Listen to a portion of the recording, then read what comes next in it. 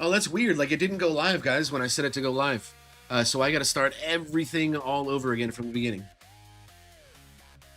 Yes, Malachi, we have the release date. So what have you guys seen me go over so far? Have you seen me go over any of the patch notes or?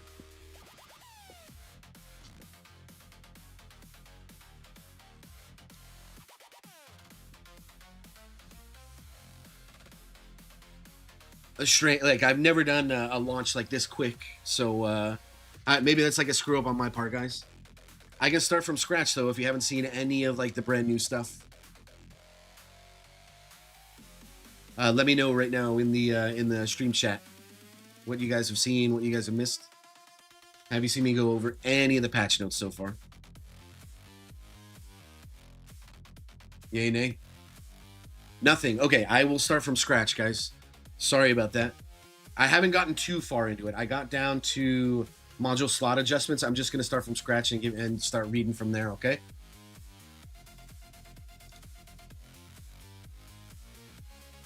Hey, what's up, everybody? I did wanted to say thank you for joining the stream, guys. This is my first time doing like a live reaction to something like this.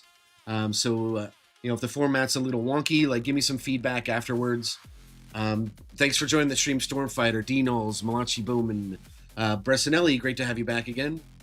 Stormfighter, Writing for Life, Synapse, Scrawls. Hey, Scrawls, great to have you in here, man. How was ice cream last night? Hey, Mossy Cactus, great to have you in here. No problem, dude. I'm going to start from scratch, guys. Go ahead and zoom forward to like the most recent part of the stream, so there's as little delay as possible. What's up, Trouble? What's up? The release date, it's not an official time. It's going to be on Thursday. Once the tournaments have finalized, like the Tuesday, Wednesday tournaments, once those finalize and everything, then the patch is going to be going out on Thursday, as I predicted. What's up, Johnny Jetwash? Welcome back, dude. Good evening from the UK. Well, good evening, or good afternoon from Texas. All right, so let's go ahead and get started on these. Hello, Tower Defenders. It's almost time for another major update. This update includes major changes to the vault, new gameplay presets, new content, and new tournament league.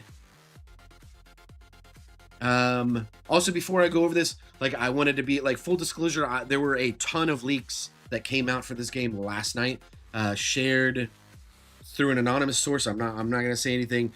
I'm also not going to spoil anything. I'm not going to let it affect my review of what I'm going over right now. So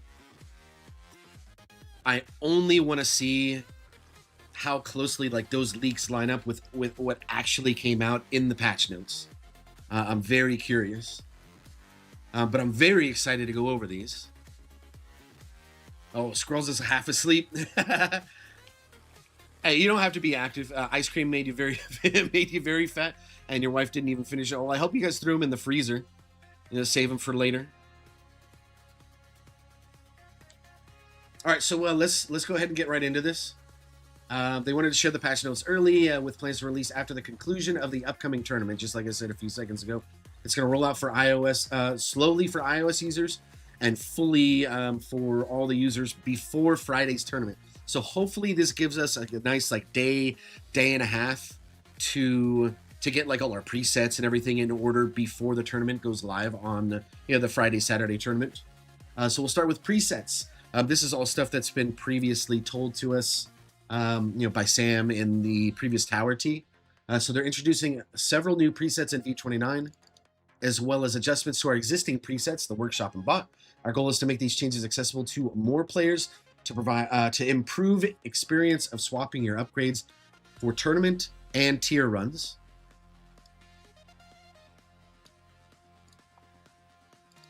They've adjusted the lab presets, so this is exactly when we're going to be on.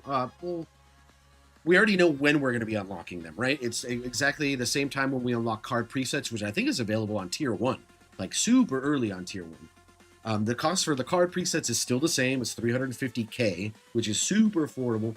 Then we got the next level of that lab is going to be workshop presets.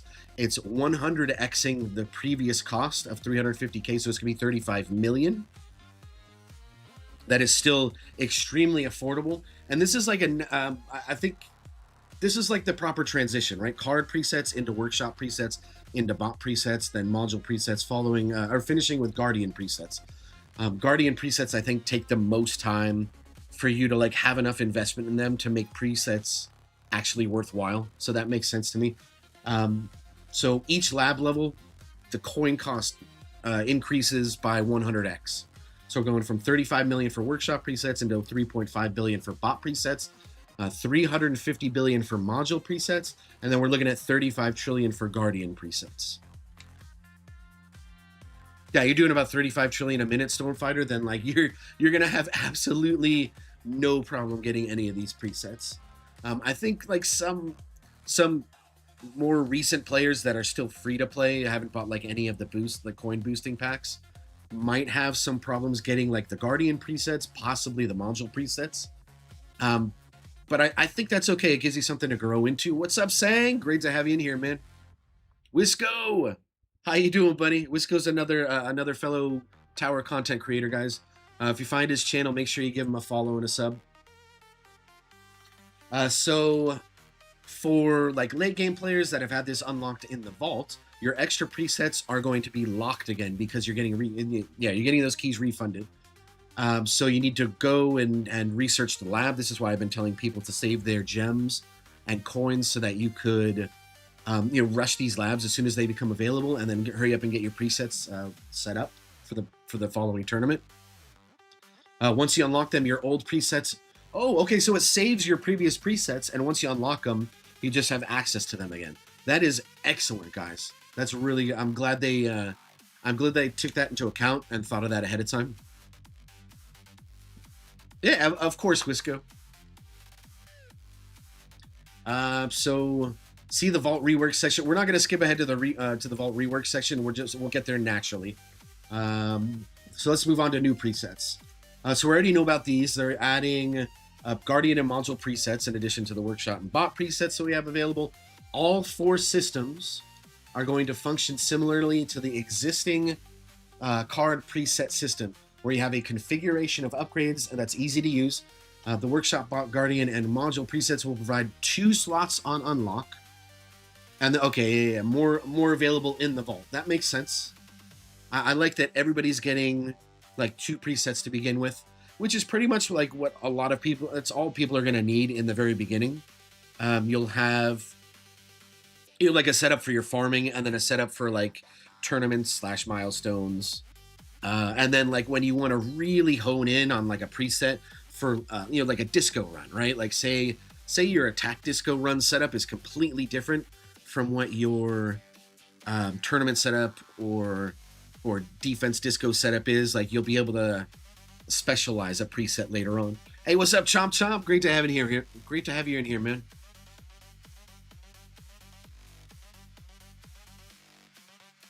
Oh, I'm sorry about that, Bressanelli. Yeah, like, okay, so I scheduled the stream to start at 2:20, and I have everything set to go on OBS and everything. And so when 2:20 came around, I just started as normal. I didn't realize I still had to hit the go live button on YouTube itself. It's like my first time doing this sort of thing, so I am sorry about that. I did start it again fresh.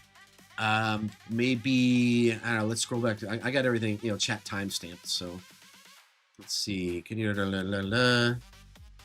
saw non-squad sales? Yeah. So about 2:30, so 10 minutes after I had scheduled to go live, that's when I restarted going over all these patch notes again, if you want to catch up on that.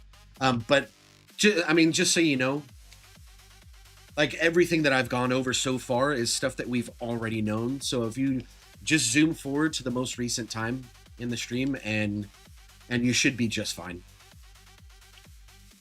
I will have a VOD for the live stream if you want to rewatch it later on, like once I'm done streaming this stuff. You can go back and just watch it in its entirety, and then you can make fun of me for the screw up I had at the very beginning. But yeah, I'm still relatively new to the whole streaming thing. I've only been doing it like a few months now, so like these kind of mistakes are kind of, I get to learn from them. I'm not gonna make the same mistake again in the future, so you don't have to worry about that. So let's continue with the new presets, right? All 4 systems function similar. We already said that. Switching between presets in each category is free. So switching between the presets is free. but respecking a preset still has the same cost as before, and it looks like it still has the same limitations as before.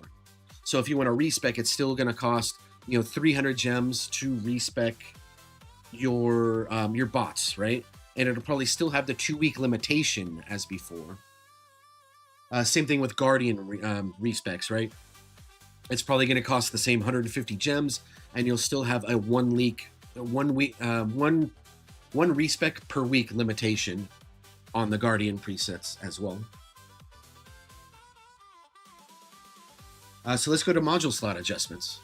This is where I left off before I screwed up and didn't start the stream immediately. What's up? What's up, Duck Sauce? Great to have you in here. Alf Books, great to see you, buddy. You guys haven't missed much. Everything that I've covered so far has already been like announced in like the previous tower teas and other leaks and stuff like that. But the module slot adjustments, maybe we'll get like a little bit more clarification here. So to accommodate for module presets, we have moved leveling up from the module to the slot instead. That we already knew. Now all you need to do is swap out the module instead of managing any level transfers. When you update, you'll have any spent coin and shards refunded. Okay, so there, it looks like they're resetting everything to 0 as far as like your mod leveling, which means we're gonna get a crap ton of coins added back to our coin total, our current coin total. Which makes me worry for you guys. Okay, really important, guys. When the patch goes through, I would honestly, like, if you're not using Effective Paths or Project Rend to keep track of your module levels currently, I would either take a screenshot or write it down somewhere so that as soon as the patch goes live, you can go in and level up your module, like the actual module slot, to the level that you had it at previously. That way you use exactly the same amount of coin that you had on them before doing like anything else with like, presets or like rushing labs or anything like that. You want to be able to ensure that you're able to get your module levels to where you had them before. Very, very important. I think you should, it's just my recommendation. I think you guys should do something like that ahead of time. So from there, you can put levels into the module slots. Substats are still tied to the individual module. There is no limit on how often you can restore the level of your modules. So no substat presets just yet, guys, but hopefully they do something like that in the future. Global presets. I kind of poked fun at this in my v29 new event video a few days ago, where I said we're getting presets for our presets. And I had the little exhibit meme or whatever. Like, I kind of felt like this was something that would be necessary for them to do. I think we're going to get like a global preset page. Well, let's go ahead and just read it and see what they're cooking here. Introducing global presets. This feature is unlocked via a lab at tier 11, wave 60. That helps manage your presets. When the research is completed, the global presets menu is accessible via the main battle screen. Interesting. Okay, main battle screen. So there's going to be some sort of like thing that you click on the main battle screen that lets you set up your global presets before going into whatever run you're trying to do, whether it's a normal battle or farm run, a milestone run, a disco run, whatever. And I'm assuming that you'll have like global preset 1, global preset 2, global preset 3. And when you're like looking at it, you'll like click on global preset 1, and then I bet you can like rename it or put like a name on it so you know what it's for. And then underneath that, you'll probably have things like like workshop preset 1 or 2 or 3 or 4 or 5, and then something similar for cards, something similar for modules, something similar for guardians. So when you have global preset 1 selected, I bet you'll be able to go like, okay, when I'm doing like my global preset for farming, I want workshop preset 1, which is also my farm setup.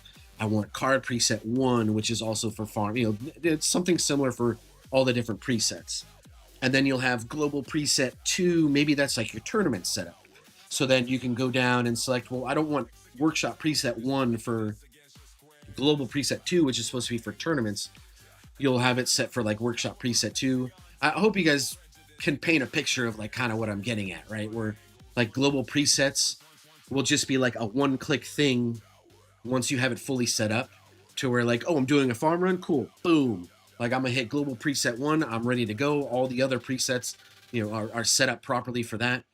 Or, oh, it's tournament day, like boom, let's click global preset 2, and then it switches all your presets for workshop bot, module, guardians, so it's all set up ahead of time for tournaments to make swapping super easy. I really like this change, and I'm super excited to spend countless hours setting this up on patch day. I think I might want to do this live on stream, just so you guys can see, like, you know, maybe like my thought process and getting all that stuff set up. Maybe if I make like mistakes while doing it, it'll help prevent you from doing something similar, and you can learn from my idiocy. But let's go ahead and let's keep going. Not needing interest print saves a card slot. LOL.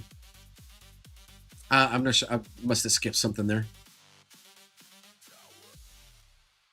I'm curious how the levels will work when you put a module at a lower rarity into the slot. I think that was like an issue for a lot of people, Alf. Hey, what's up, Berto? Hey, great to have you here, man. Welcome to the stream. I'm just now starting to get into the new stuff that they haven't talked about yet. I just went over global presets and just trying to keep up with chat while I'm going through it. Alf, I think the way that that's going to work, so let's say you have an ancestral module equipped in one preset, and you have that slot set at 161. And then you swap to a different preset where you have like a Mythic or a Mythic Plus module in. Well, I think Mythics or Mythic Plus modules can't exceed level 160. So I think it would automatically de-level in that preset to 160. And so it would therefore limit the substats that you have available for that as well. And then as soon as you swap back to the other preset where you have an ancestral equipped there, it'll take it right back up to 161. We'll have to wait until, you know, maybe they explain it more if I keep on reading, but we'll have to wait until actual patch day to go over this stuff. Oh my God, Chomp Chomp. No spoilers, man, no spoilers. All right, so global presets, let's keep this here so we can see. Global presets allow you to assign a larger configuration of presets to a specific type of battle, kind of like what I was theorizing. This is great for setting up your farming and tournament builds. To do so, navigate to the global preset menu and select an available preset for each category to configure. Dude, I love what I'm like right before actually reading how it's going to be. Do you guys want me to continue predicting like what I think certain things are going to be before I actually read it here in the patch notes? Or do you just kind of want me to like go through and give my thoughts and then just kind of keep moving so I'm not here for like 3 hours going over this stuff? Let me know and I'll adjust. Click the matching global preset icon next to the battle button to select what option to enter a run with. If you don't select any or select none, you'll enter the run with your current active presets, similar to the previous preset behavior. Okay, that's interesting, and that's probably to accommodate anybody that hasn't like already unlocked any of the presets. Oh, Chomp Chomp, don't, yeah, dude, you don't have to feel bad about it. I kind of want to give like a live reaction, so if I'm getting spoilers and stuff, it spoils like as I'm going through stuff. It's not that big a deal though, dude. Don't sweat it at all. Alf, I don't think it's going to take the money out, because like that would be weird when you swap from like a Mythic Plus setup of modules to an Ancestral set.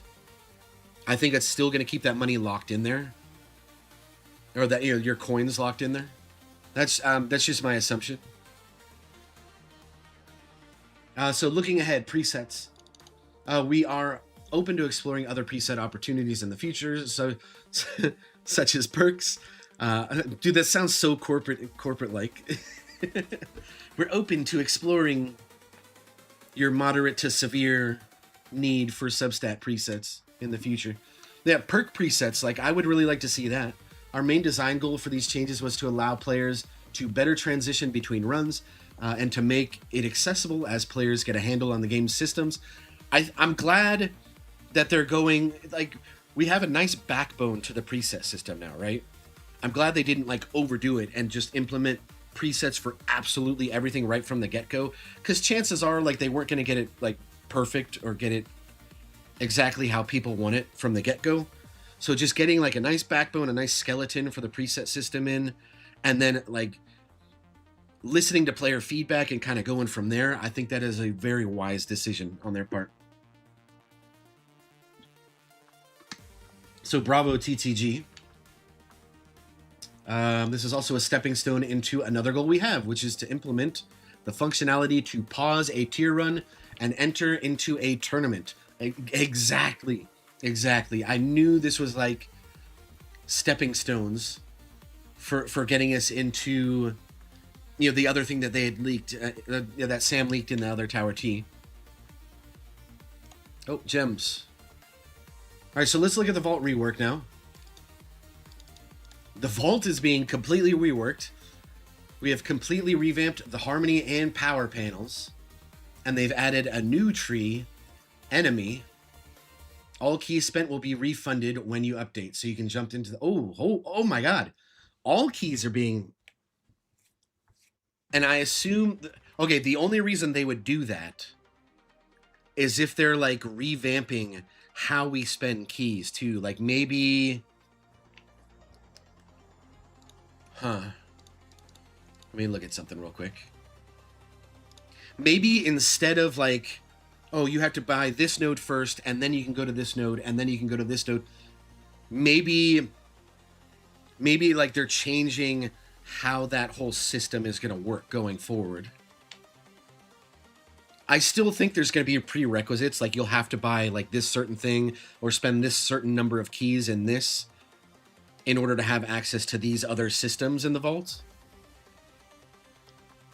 But I don't know, like let's get a little bit deeper into this. Yeah, I agree, Duck Sauce. Like vault refund is absolutely huge, and I'm glad that we don't have to spend like real money to actually refund it. Though I did mention like in yesterday's stream talking about like maybe a paid option for a complete stone reset in the future. I think that would be really cool. Like, you know, swipe $20 and you get to completely reset like all of your stones to 0. I think that would be really cool. So let's see. The decision to improve the vault came with our desire to make presets more accessible and give more agency to players to prioritize the upgrades they want. It is important to note that some individual upgrades have increased key cost to balance the removal of prerequisite upgrades from the previous vault. You know, I was wondering how they were going to do that, right? Because if we're getting, oh, I don't know, like, because they are adding, so everybody gets 2 presets, is what I assume. And then you have to spend additional keys to get more preset unlocks for each feature, like Workshop or Bots or Guardians or modules. So I'm assuming they're going to increase the key cost of maybe like the respec discount or like unlocking those the extra presets. Like maybe the key cost is going to increase there. We'll see. You may not be able to afford to repurchase everything that you had right now. I'm assuming that they're going to make keys more accessible. Like I would maybe like they're increasing the number of keys rewarded to players in Legends or in like the new tournament league, which like I'm assuming it's Mythic League, right? Like you guys can spoil that in the chat. Like I had advocated for it being called Mythic League something like 6 or 8 months ago when I barely started playing the game. I said like either Mythic League if it comes after Legends, or call it like Diamond League if it comes in between like Plat and Champs, somewhere along those lines. All right, so let's look at what they did to the Harmony tree. The Harmony panel is now organized by category. Okay. So it's kind of like I was saying, like it's no longer a tree. It's like separated into categories. All right, so we have gameplay, cards, ultimate weapon. Whoa. They're adding ultimate weapon stuff into the Harmony tree. Okay. Duxa says, I don't think it's a tree in the same way it was. Yeah. Some prerequisites, but not necessary to buy in order. Yeah, okay, I like this. Vault doesn't affect me yet, but these changes are crazy. I agree, Hakuza. Okay, so there's an ultimate weapons section. There's a modules section, which I think we already had like some module thing improvements. Like module reroll discount was somewhere in there. Bots, workshop, and guardians. The gameplay section is available right away, while other categories require a one-time unlock. Okay, so there's an unlock condition for the other sections, which makes sense. So it's still technically a tree, but they're just kind of like reorganizing the whole Harmony tree section, so that like, hey, you have to have like this many keys spent in the gameplay section in order to get access to like, you know, X, Y, and Z section. And then once you have enough keys spent in those sections, then you have access to, you know, like A, B, and C sections underneath that. So in addition to the structural changes, we have a lot of new content, such as toggles, sliders, and a new feature called life-saving ordering, which, if I'm not mistaken, this is one of the other things that like Ukor and I had talked about them like wishing that they would add, where there's different like life-saving mechanics in the game that you unlock in the Harmony tree, right? There's you have I mean, I guess like Death Defy would be one of them, but that's not something that was in the Harmony tree before. We have let's see, Smart Nuke, right? That's a life-saving mechanic. We also had Smart Demon Mode. We also had, I guess, like Smart Missiles would technically be one of them. And the problem with it right now was if you had both Smart Demon Mode and Smart Nuke, Smart Demon Mode was always going first. And like, that's cool and all, but Demon Mode pulls you out of intro sprint. So if you're in a tournament and your Smart Demon Mode goes first, that pulls you out of intro sprint early. And I was like, Ukor and I were saying, like, it'd be really nice if you could reorder when you know, certain like life-saving mechanics go. Like, I would rather have Smart Nuke go off first rather than Demon Mode. So I'm assuming like that's what the life-saving order is. Hey, what's up? I'm Sith. Welcome to the stream. Fleet waves and tournament might kill EHP for good. Right on. Don't spoil it just yet. I wanna get to it organically here. So let's look at the power tree stuff. The power panel now looks similar to our workshop, including categories such as attack, defense, utility, ultimate weapons. Not every upgrade is represented, and some have a different number of upgrades available. Similar to Harmony Tree, each category will require a key cost to unlock. Interesting. I wonder...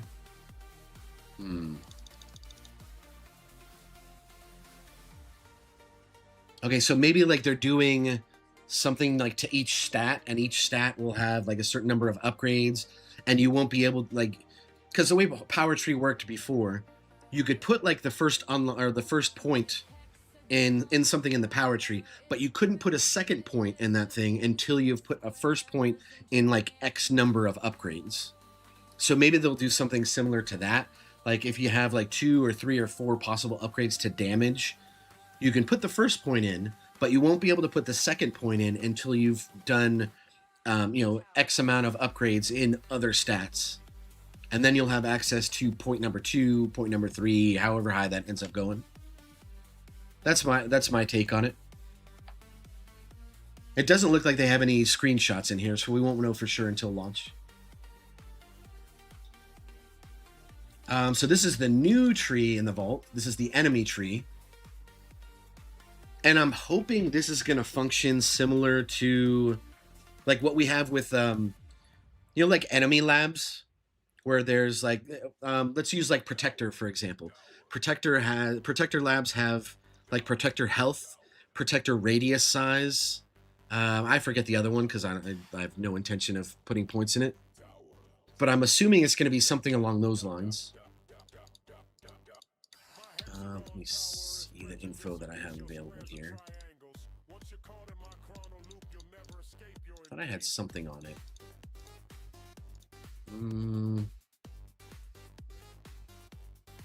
And anyways, let's go ahead and read this. It's organized by enemy type. Simple enemies, which would be basic, fast, and tank. Advanced enemies, which is going to be boss, ranged, and protector. Elite enemies, which would be vampire, scatters, rays. And then we have fleets. Each enemy has the following stats available: attack, health, and then a special one. Okay.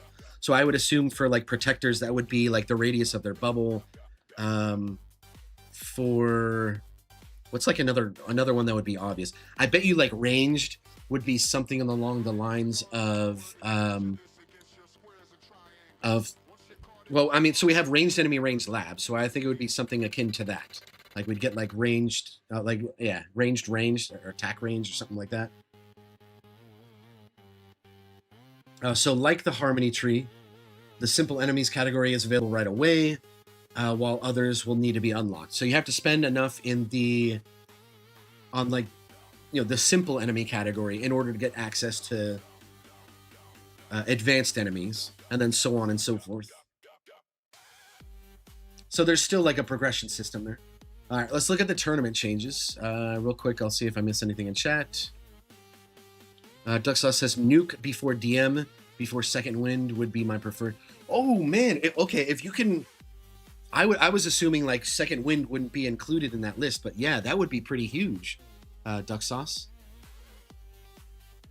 And then I wonder if like, energy shield would be included in something like that. I don't know how they would. Yeah, I don't know. Let's see. Tournament changes. We have a number of tournament changes going out in this update. These changes are meant to add more granularity to our existing leagues, shifting rewards upwards and making keys more accessible, and further shortening the length of runs as players move up in difficulty. When you update to version 29, you'll be able to see the changes we have included below. You'll be able to engage with the tournament content.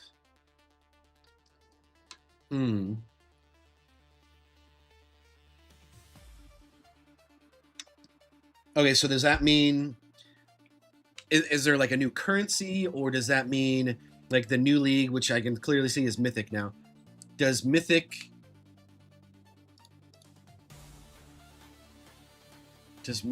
get more keys than Legends, or does it get like, I mean, I would assume like it's just like it's going to get more rewards than Legends.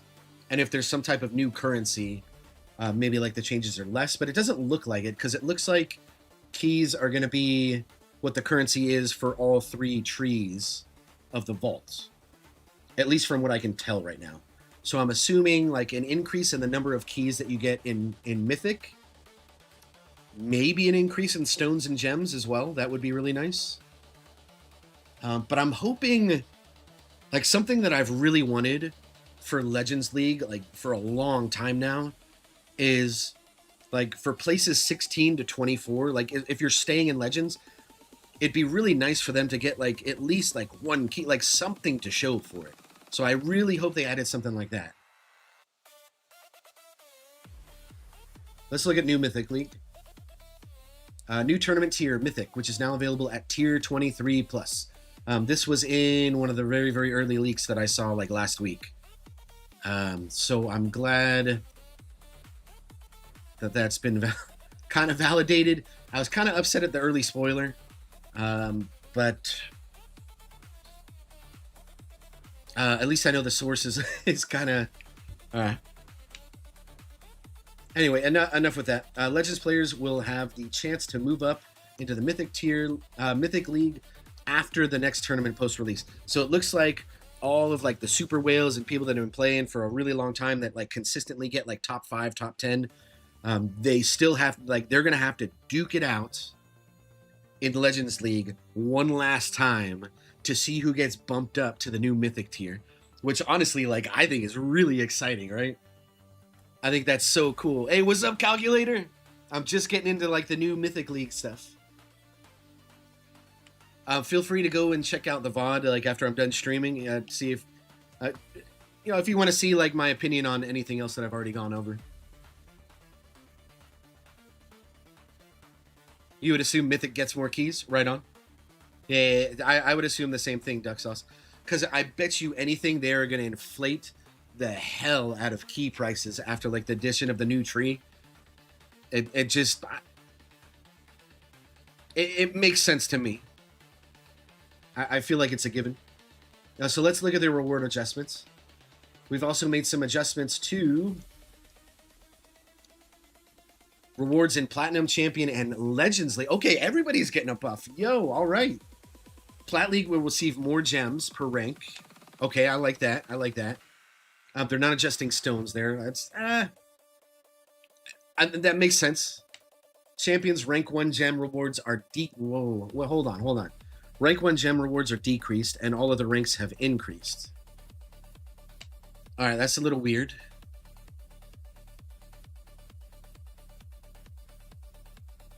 Though, okay, so if I remember correctly, I think rank 1 champs gets 400 gems right now, which is like significantly higher than someone getting knocked out of Legends. Hey, what's up, Zephyr? That, honestly, dude, you're not too late. We're going over like the new Mythic League stuff right now. Most of the stuff that I've already covered was so like new tournament changes, the new vault. They're adding a new tree, the enemy tree, and they're reworking how Harmony and the power trees go. You can just go back to the VOD once I'm done streaming. You can see that part. It's at the very beginning. You haven't missed much because like the global presets and module adjustments, all of this stuff has been previously discussed by Sam. So Platinum is getting more gems per rank from ranks 1 to 24. It's unchanged for like if you're getting demoted. Champions rank 1 gem reward is getting decreased because I think it was significantly higher than it should have been. You were getting 400 gems, and I think if you look at like Legends players that are getting demoted from 25th to 30th place, they are getting less than like I think first place in champs. So that kind of makes sense. But let's look at what they're doing in the Legends now. Legends is receiving. Whoa, okay. Like I don't like seeing less stones, guys. I don't like seeing that. Legends is receiving less stones per rank at all ranks. What? With further adjustments on gem quantity at all ranks. So we're getting more gems at the cost of stones. Like, I don't like this, guys. I do not like this at all. This is the first thing that I am going to verbally disagree with. I do not think they should be lowering the amount of stones that we get in Legends right now. I think that's a big no-no. And okay, but the flip side of the coin is that like 16th to 24th place is going to be getting 1 key from now on, which is what I had been hoping for a really long time. But it doesn't look like if you're getting demoted from Legends that you won't be getting keys, so there's no key reward there. Still, less stones per rank, that's no, I don't think you guys should be doing that. I think you should have kept it the same and then just given the players okay, it makes sense from TTG's point of view, right? Because if they increase, like if they grossly increase the number of stones that players are getting in the new Mythic League, you have to assume that like the players that are consistently getting in Mythic League and staying there are like some of their biggest spenders, right? So if they're getting like a huge increase of stones there, it's going to disincentivize them buying stone packs as much. So I kind of get where TTG's coming from. Still, I really don't like that the number of like, basically like my weekly and monthly stone income is decreasing because of this change or this adjustment. Duxaw says the first few Mythic tournaments will be brutal. Yeah, I agree. Some napkin math. If top 4 goes to Mythic, we'll have about 1,200 players in Mythic with the current player base. But okay, so what I like about that is that about 1,200 players, like in the following tournament, 1,200. There's going to be 1,200 less people in Legends. So over the course of the next like 2, 3, 4 tournaments, the players that were consistently getting like 16th to 24th might actually start seeing like top 15, top 10, top 5, which I think is really freaking cool. So I think that, okay, that kind of offsets the decrease in the amount of stones per ranks in Legends, right? Because if you were previously getting like 16th to 24th and only getting 225 stones, and then all of a sudden now you're consistently getting 15th and above, that'll kind of offset the number of stones that you're getting. I'm hoping that the decrease in stones for Legends players is not as significant as I'm thinking they'll be. That kind of checks out, Duck Sauce. You'll be getting about 4 places higher in Legends, hopefully. That would be like a valid estimate, like 4 places higher, maybe more, maybe less, depending on the battle conditions. Kuza says the stone economy inflation is getting out of hand for free to play. It's, I mean, but it's kind of expected, right? Like some of the newer things that they add that cost like a lot of stones are also like systems that were designed for like most of the end game players, right? And with the addition of the new tree in the vault, I'm assuming like the key costs are going to get way out of hand for that. So we'll have to see like the amount of keys and the amount of stones that they're getting. I wouldn't be surprised if like the amount of keys that you were getting in Mythic Tournament like doubled from what you're getting in Legends. Maybe something similar to stones as well. I mean, like probably not double the stones, but there's got to be at least like a 25 or 50% increase there.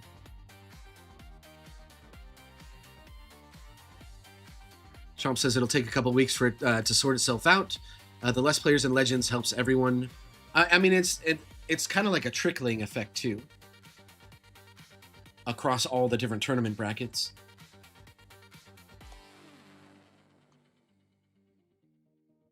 All right, so let's see the thoughts here. These adjustments help smooth the gem curve as you progress in leagues. Makes sense to like make it more proportionate across the different leagues. It's to avoid intentional demotions at all levels. That makes sense, right?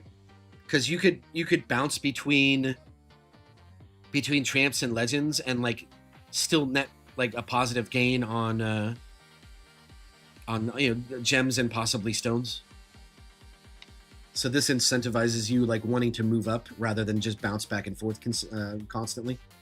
So now you will never get fewer stones, gems, and keys across both weekly tournaments if you perform better. Good. This is something that like it never made sense to me. Like that bouncing, like if you got first place in champs and jumped up to legends and then you immediately got bounced down and then got first again, you were still like earning similar, if not more, rewards than if you had stayed in legends.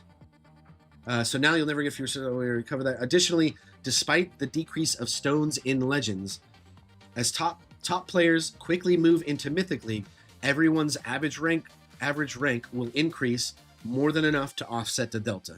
Yes, makes sense. All right, let's keep moving through this. Trying to highlight here. We are introducing a few mechanics to improve the tournament experience. For all leagues, all players have okay, this is what you guys leaked earlier. All players have unlimited intro sprint mastery applied by default. This means that waves will continue to skip until you take your first instance of tower destroying damage. Players do not need the card equipped to receive this effect. Okay, that's what you were talking about earlier. I forget who said this, where you no longer need intro sprint card in your tournament setup. That frees up a card slot. I really, really, really like this, because if you're planning on implementing like some damage cards into your build, that'll help with that. I mean, because we're already tight on card slots as it is. But it's like an unlimited intro sprint. That is so cool. So the longer you can go without needing like second wind or smart nuke or smart demon mode or I'm like maybe energy shield or something like that. The longer you can survive without leaning into one of those, the further your intro sprint will take you. Though I'm a for Mythic League tier 23 plus, I seriously doubt people are going to be getting very far with intro sprint. Like maybe like a couple hundred waves at most to begin with.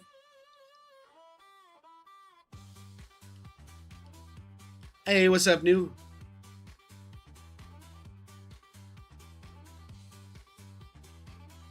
Yeah, very true, Alf. You might be getting into Legends very soon.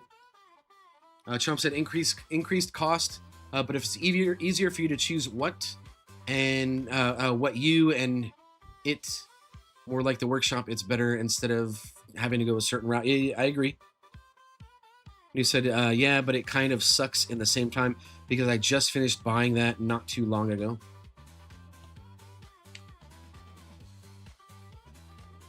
How long is this? How is this going to work for Death Wave health? Great question, Laura. And welcome to the stream, Laura. That is a very, very, very interesting question. I mean, like, Death Wave health is still going to cap out at, you know, whatever you have it in, whatever you have finished in the lab. Like, it goes to 12.5%. You know, currently, if you have it maxed out. So even if you have unlimited intro sprint and you're making it to like wave like 2K something, if your Death Wave health caps out around like wave 500, 600, 700 or sooner, it doesn't matter. But if you get to the tier 23 Mythic Plus tournament or Mythic tournament, we're looking at like maybe Death Wave health isn't even getting maxed out in those runs because you're dying before it even has a chance to.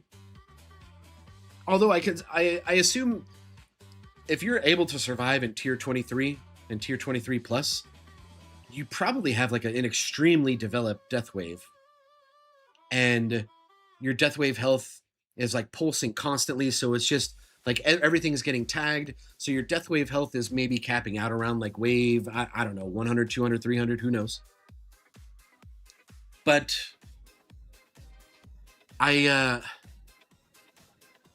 if you're in those leagues, I seriously doubt that you're worried about your health, like your wall health and your tower health in those kind of tournaments. Don't quote me on it or anything, because I don't have any experience, first-hand experience in anything higher than tier 20 right now. I'm just going based off of what I know from people talking about it on the Tower Discord or on Reddit, or just in one-on-one conversations. Like at a certain point, like your health and your damage have very little to do with you surviving in those higher tiers. Like crowd control becomes a huge factor. So does percent damage. There are other things as well. So let's continue. Players don't need the card equipped to receive this effect.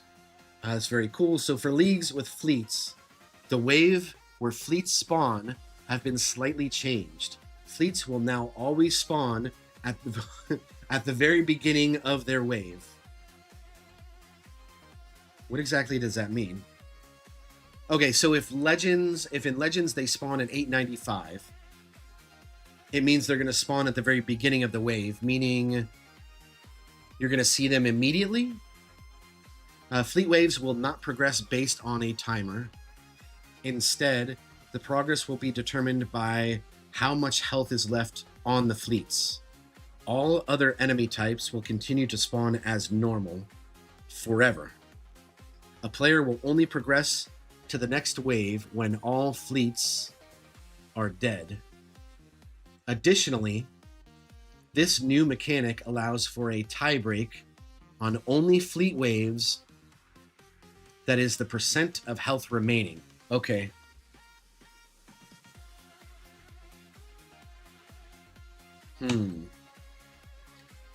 I can see what this other person was talking about, where it's detrimental to EHP. Yeah, I think it was you, I'm Sith. I think you're the one that said that earlier. And I can see exactly why you mean that, right? because before, like, Fleet were just letting, or not Fleet, EHP towers, or primarily, you know, EHP, CC, whatever you want to call them, they were just letting fleets build up and up and up, and you know, getting like 5, 10, 15 different fleets on screen, and then just letting one single life-saving mechanic like Nuke or Second Wind handle all those fleets simultaneously for you. You're no longer going to be able to do that. It's like your life-saving mechanic is only going to be good against that one fleet. So now, going forward, 895 comes around, boom, like a commander spawns, which is like the worst case scenario for an EHP tower, right? You are not progressing to wave number 896 until that commander is dead. So you better have some sort of way of killing it and surviving long enough to eliminate that commander before you die. This is crazy. Holy shit. I think this changes like my stone spending plan. I was gonna go full econ. Like now I feel like if I don't start going damage immediately, I'm not getting past like wave like 896 or like, you know, maybe I make it to the second fleet or third fleet, depending on what spawns first. Holy shit.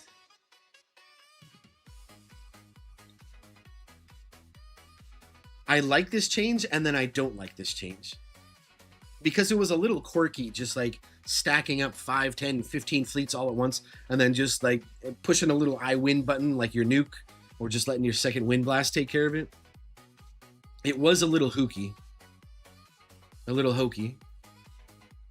Hey, what's up, Trelly? Great to have you in here, bud. Always a pleasure. Yeah, I agree, Trelly, dude. Like, I see now why people were hinting at like the death of EHP. Like EHP is, I think if you want to successfully get keys from here on out, oh man, I really hate to say it, guys. It's like you're gonna have to get your EHP to a certain point, and then once you hit like a certain point, it's time to it might be time to start. And I agree, Zephyr. I'm not very happy like this. I think it's another knee-jerk reaction. I might be okay with this change if they reverted the Fleet Thorns change, but because that's still in effect, I'm very, very opposed to this change. And mostly because it affects me so negatively. Whether or not this is a healthy change for the game, that's yet to be realized or argued.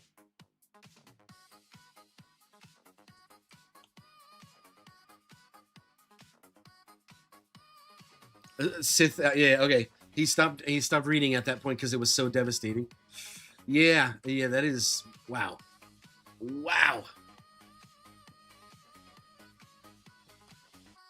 Dang, dude, I just like, I have so many wheels turning in my head right now on like what I should be doing. A change like this makes me think like I obviously need to start pivoting towards damage, which sucks because I was like dead set on going hard into econ with my next stone purchases. Can we ever get them to explain why they hate EHP so much? I mean, so that's, I don't think they're doing it specifically because they hate EHP. Unless they explicitly state that that's why they're doing it. If they come out and say like that's why they're doing this, like fuck EHP, that's why we're changing this. I seriously doubt they'll ever say that directly, maybe indirectly. It's just like, it's the kind of rhetoric that's pretty common on the official Tower Discord, right? Like the people that call the EHP community a cult, quote unquote. Like they absolutely do it to spite the EHP community. But the developers, I'd want to hear like an official response or like reason for why they did this before I judge them too harshly.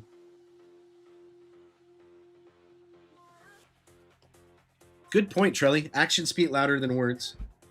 I mean, the past 2 patches now 2 patches, 3 patches, they've made a chain that has like directly affected EHP negatively, while at the same time affecting like damage focused towers positively. Duck Sauce. Chain lightning is the cheapest damage source. You don't need much actual damage. That was my plan, Duck Sauce. My plan, if I wasn't going to be going econ, my plan was I was going to boost like the flat damage on my chain lightning. I've already labbed, well, shit, I have it right here right now. I have shock chance being labbed right now. I'm just getting it to 20. That seems like enough to me. I got my shock multiplier maxed out. When shock chance hits 20, I'm going to do a little bit into scatter amp, lightning scatter amp, just so like the flat damage that I'm doing is going to help bust up like the very first and second generation of scatters, and then Smite can take care of the rest.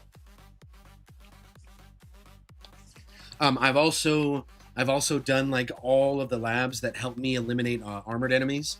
So Deathwave armor stripping is completely done. I maxed out like my Flamebot burn stacks. So I've built up a really good counter to armored enemies. I've built up a really good counter to Protector Ultimate. I've built up a really strong counter to Raise and Scatters. Vamps are LOL at this point in the game, unless they're within a commander, of course. I'm gonna have to turn my focus very heavily into combating fleets at this point.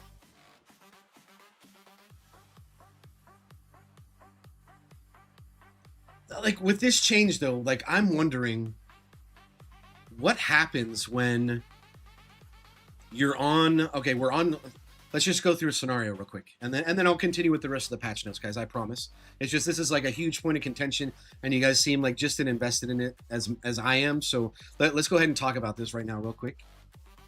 Let's say we hit, that's a little Freudian slip, we hate, anyways, we hit wave 895, which is the first wave where fleets spawn, and we get, best case scenario here, we hit a Saboteur, and the Saboteur comes in, crashes into our wall, and it just starts circling around, and we're doing whatever damage to it.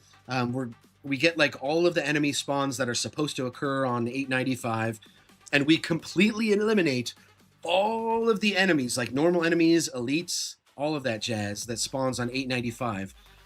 Will they continue to spawn until we deal with the Saboteur?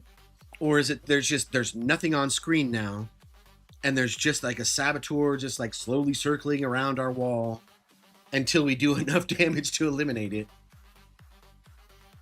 And then boom, like wave 896, and then it just continues business as normal until we get to, wave 925, which is when the next fleet will spawn. I'm curious how it's going to work from there. What do you guys think? Is this the stop infinite runs? I think the infinite runs that Greeny was accomplishing, I don't know precisely how he was doing it, and I don't know if he has explained how he's done it or if anybody else has, but my assumption that in order to get to that wave count, you're letting Saboteurs crash into your wall and form like an additional wall around your wall with just strictly Saboteurs, so that all other enemies would just crash into the Saboteurs and not even have a chance of attacking you.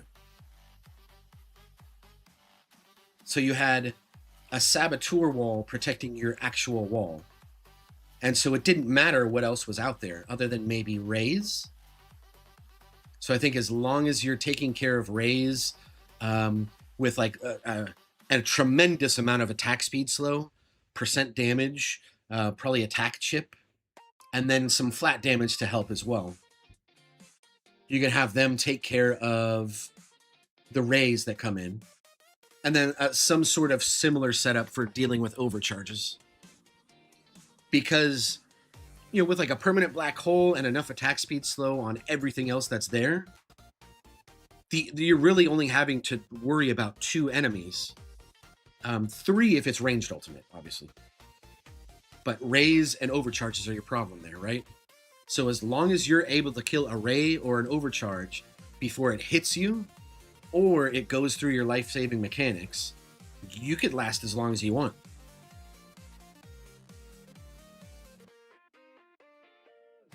I'm pretty sure it says in the patch notes that enemies will continue to spawn until... Okay, let me reread, because I did... Like, I was reading it. I was reading, like, what was said here. And then, like, as I was reading it, like, my brain was melting with grief. So I only took in, like, part of what I read. So let's reread.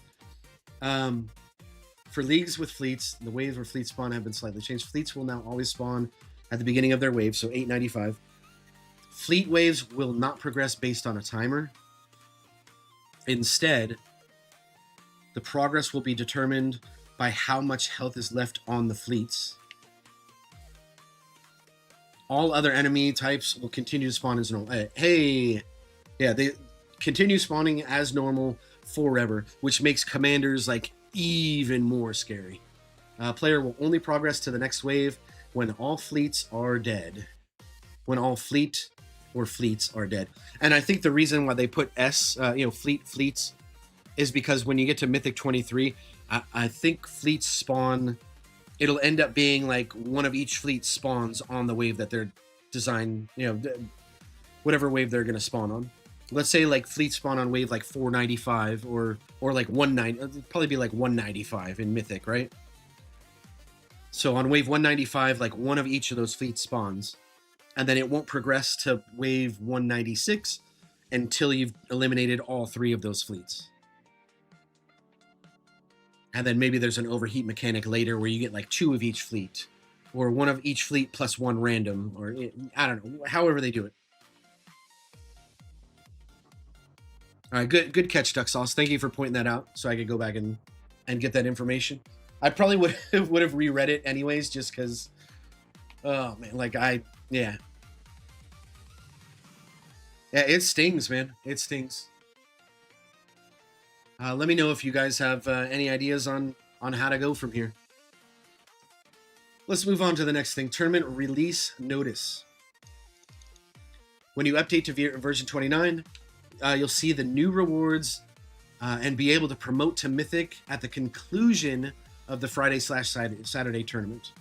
The additional tournament changes, such as fleet waves and the permanent intro sprint effect, will begin for next week's Tuesday tournament. Wait, hold on. Okay, so the Friday/Saturday tournament is going to be business as usual. So the additional tournament changes, such as like the fleet waves and the permanent intro sprint. So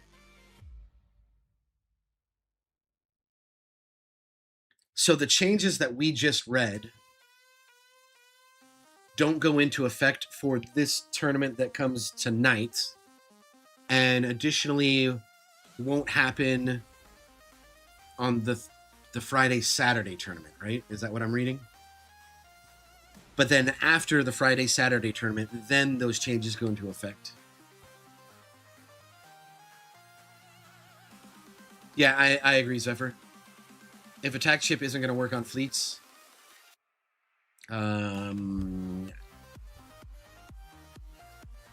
RIP EHP to a certain extent. It'll still be useful up to a certain point, but if you want to get further in Legends and higher, start planning on something else.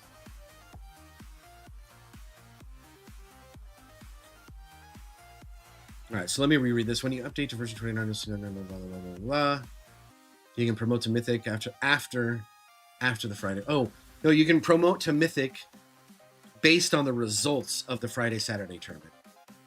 So if you're top 4 or top 5, whatever the cutoff point is in Legends to move up to Mythic, at the conclusion of that tournament, you'll move up if you meet the qualifications. The additional tournament changes, such as fleet waves and the permanent intro sprint mastery effect, will begin on like the Tuesday when okay, cool. So we have one last chance to push in Legends right now. I mean, it really doesn't matter. Like, we get one more tournament. The Tuesday-Wednesday tournament and it looks like the Friday/Saturday tournament this week will not have the changes, like the fleet changes. unless I'm reading this incorrectly. Let me know what you guys think. Additionally, we plan on removing the health and damage decay conditions from Legends and Mythic after version 29 is rolled out. If anything changes, we'll let you know. I think that is actually really smart, right? Because with these changes where like you can't even progress further until you kill the fleet, I think they should gauge what happens to tournaments without the overheat mechanics.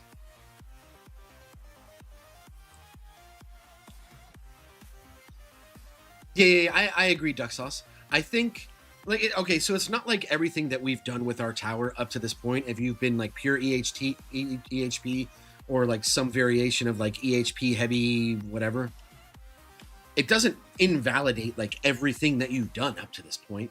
Like, it sets a really strong backbone for your tower that you're able to tank a great deal of damage until like the damage that you start building now can effectively deal with the enemies before you.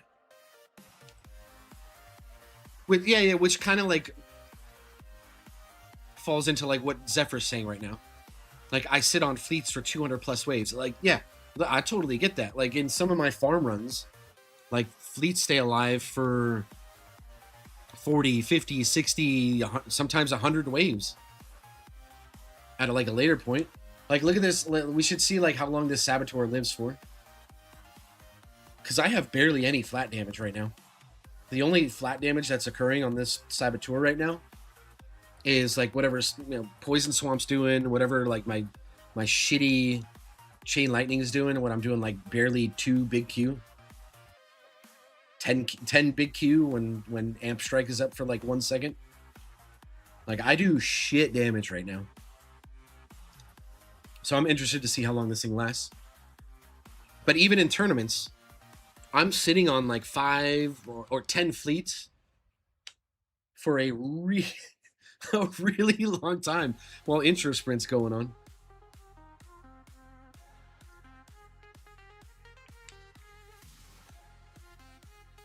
I thought it said they were reverting the old fleet changes. Does that not mean Thorns hurt them again? I haven't gotten to that part yet in here yet, Synapse. If that's something that they state later on, like, that is a saving grace, but I don't think it's enough to get EHP by. We'll see. I'll keep continuing here. But it looks like these fleet changes that they're talking about right here won't be implemented until a week from today's tournament. Then they're going to remove health and damage decay. All right, so let's move on. New card. Hey, like a bit of good news, guys. New card, Cells. We have a new rare card introduced in this update. Cells. This is unlocked at tier 4 wave 40, so it's going to be accessible to a lot of people, but it also means that pretty much everybody for their farm setups is going to need to make a vacancy for this card. You'll have to cut something out of your build or out of your card setup to make room for this if you're going to want to increase the number of cells that you're getting, so that by proxy you can increase like the lab speed boost that you give to all your labs through cells. Increases cells earned by 2 to 14. This card's mastery ability multiplies cells. Cells earned by 1.03% or 1.3x. This is the base ability. Okay, so for value increase, the value increase happens last in the calculation after all other multipliers, which means it's affected by wave skip. Okay. Interesting. Which means people with like Goldbot Plus and BotBot Plus are going to see some crazy cell gains. If people are not already running like times 8 labs, times 7, times 8 labs, or I don't know if is there times 9. I don't even look because I'm so far from that. But it means like that's more obtainable now. So yeah, I'll have to make room for this. And at some point, it's another mastery that I'm going to have to get. All right, let's look at new modules. I have some attack, but I'm going to need more card slots. I probably need like 4 more. Yeah, exactly, Hakuzo. Alf says, having problems with my internet and should go sleep. Good evening. Hey, Alf, thanks for hanging out for so long, man. Yes, yeah, I'll definitely try and stream like when the patch goes live and I start doing all my preset setups and all that jazz. Thanks for hanging out as long as you did. All right. Let's look at new modules. I'm assuming that, oh, yeah, it even says it right here, featured banner. So with new modules, there's going to be a featured banner. We'll be releasing 4 new modules over the course of next 2 months. I'm assuming that's 1 for each category. So 1 cannon, 1 armor, 1 gen, 1 core. These modules will have their own feature banner. It'll run for a 2-week duration. Our featured banner will begin the 31st at 15 UTC, whenever the fuck that is. And run for 2 weeks until September 14th. Oh, so this is going to be running for a long time. It's exactly what the featured banner was like last time they had it, where it's like, hey, all right, we got canon featured banner going on for 2 weeks. And then once that 2 weeks is up, it swaps to the next one, which is like armor. I don't know the exact order, guys. I'm just spitballing here. So then it does like the armor featured banner for 2 weeks. And then that 2 weeks is done, and then we get the generator, and then 2 weeks goes, and then, yeah, you get the point. Once the first featured banner ends, the featured module will be added to the standard banner, and a new featured banner will begin. So that second one will start on the 14th. Dude, this is like right around the corner. I am so happy I've been saving gems. I mean, it sucks because I really wanted to like gem rush things, but that's all right, because like I still need some modules, and maybe like while I'm pulling from these featured banners, I'll incidentally get like the other like primcodes that I needed to make a farming one. All 4 new modules will be featured together for a 2-week banner starting October 26th. Okay, so once they've done 2 weeks for each of the banners, they'll conclude it with another 2-week banner where all 4 of those are yeah. All 4 new modules will be featured together for a 2-week banner starting October 26th, which is when like all 4 of them have gone through their own individual featured banner. We'll include more information about each banner in our social Tower T announcements. Holy crap, dude. There's going to be so much. I know, right, New? You have like 45k gems saved up right now, man. I'm so excited for you. You're going to be able to get so many banners. You'll probably be able to get all of them at Ancestral. The question is, do you try to get all of them at Ancestral as their feature banner is available? Or do you just save and save and save and save and save and wait until like the banner where like all 4 of them are featured and then dump your load then? I'm wondering what like the best course of action is going to be. Maybe like if you're not so, you don't really care so much about like the cannon mod, like maybe you don't pull during that banner and you just continue to save, and then boom, like armor banner comes around and you really want that one, so you like hard invest into that one. And then the generator one comes around. I don't really care too much for that one, so I'm just going to save. And then core one comes around, like maybe you want to get that one, so you dump there. I don't know. It's going to be interesting to see like what players, what different players' strategies are going to be. All right, so our first module to share is our newest armor, Sentry Protocol. Let's see what info I have on that one.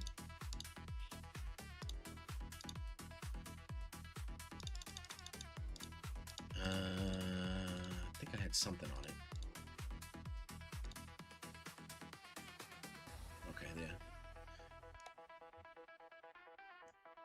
yeah. This module reduces orb speed to 0 and orbs instead fire mini orbs at enemies.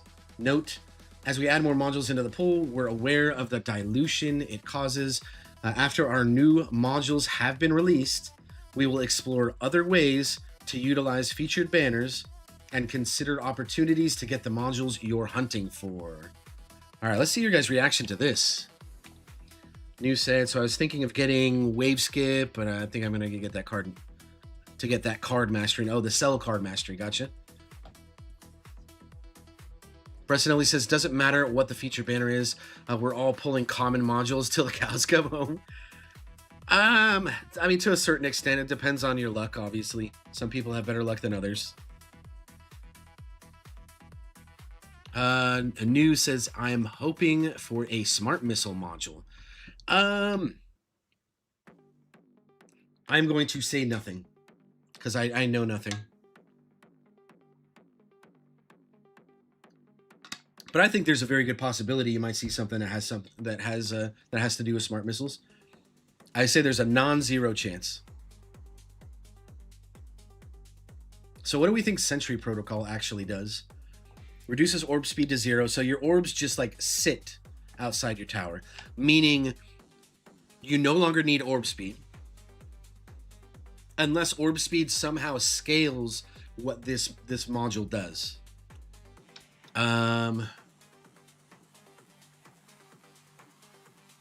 So you'll want as many orbs as possible, meaning it kind of incentivizes. Well, I mean, if you're going to go like full into this new Sentry Protocol, you'll want to have as many orbs as possible, right? So like max orbs through Workshop, max orbs through, you'll want like the extra orbs card on both your primary and assist module.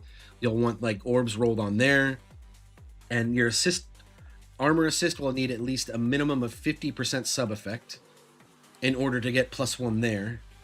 I don't know what that makes the total. I mean, that gets you to like 9 orbs, 10 orbs. I don't know. So someone will know. But what are we looking at from there? Like what is rarity going to affect? Module reduces orb speed to 0. Orbs instead fire mini orbs.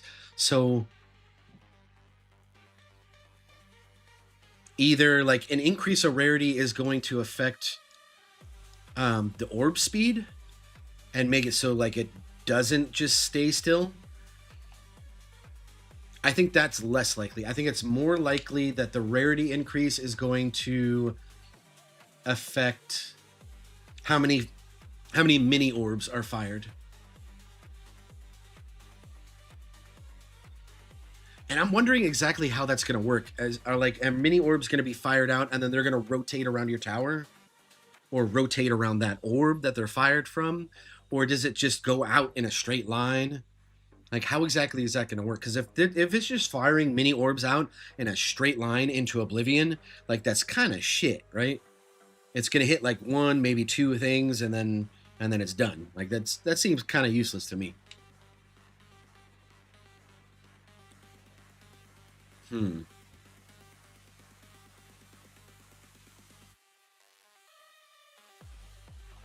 And then the other thing too is like, what determines like how fast these mini orbs are, like, how fast are they going to move?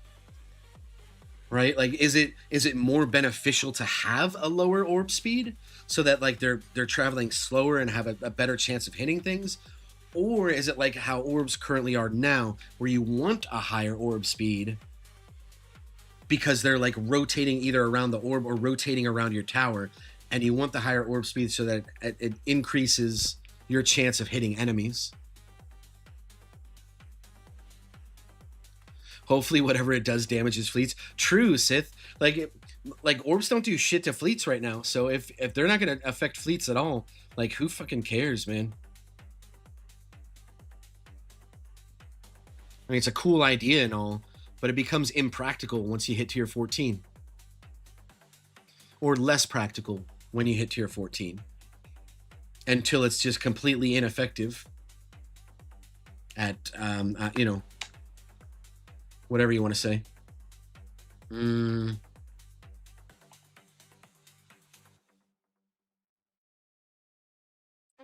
Let's see.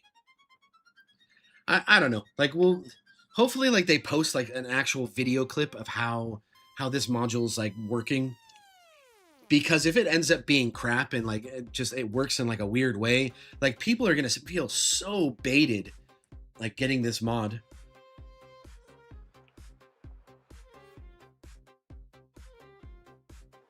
Although it does have interesting implications for farming, right? When comboed with like extra orb mastery.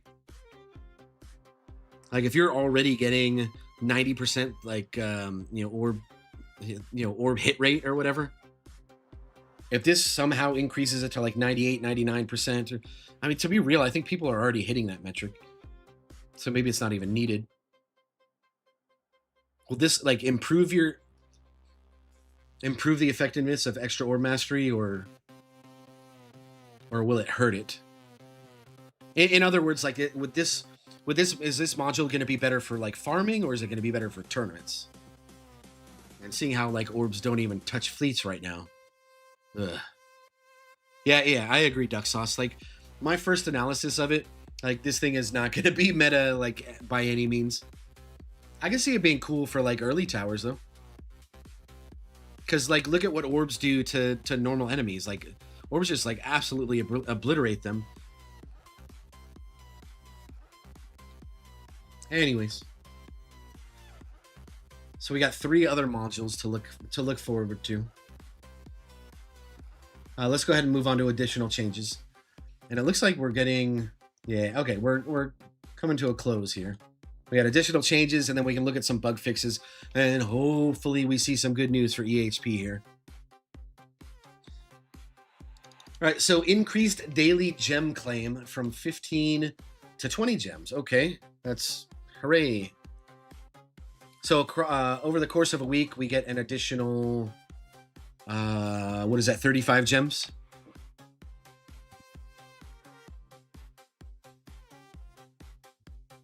That's not horrible. I'll never say no to just more of something we need. It is kind of a little minuscule, but better than it not changing at all. Increased payout from ad gem or claim with disabled ads from 5 to 6. Oh man, what percent increase is that? I want to think of it in terms of like percent increase. It's better to think of it that way rather than like, yay, 1 more gem every 15 minutes or something like that.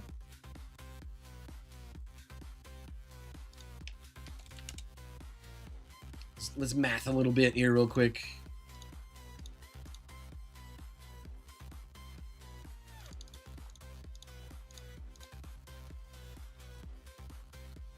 So it's like a 20% increase, right?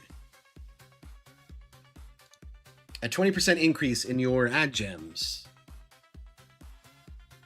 And that's actually kind of nice considering we're going to have banners for the next, or like module banners for the next, dang, dude, like almost 2 months. Holy shit.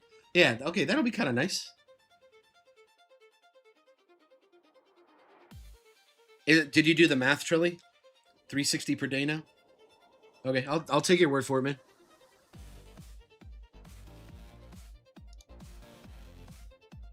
Hakuzo, orbs make more orbs. In theory, sounds good, but doubts. Yeah, same.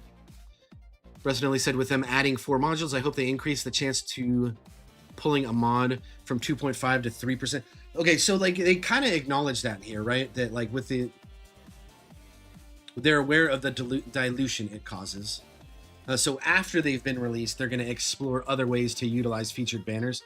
So it doesn't look like they're going to outright increase your chances for getting epics.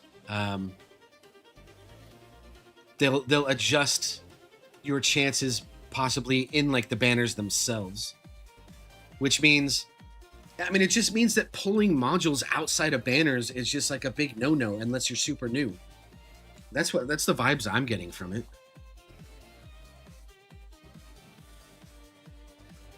They're capping our gyms. I assume you mean gems.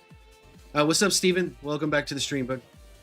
They're capping our gems at 60 when you can get over 120 a day. I didn't read that. Oh my god, that's the next line, dude. Why? Ad gems are now capped at now capped to 60 claims per day.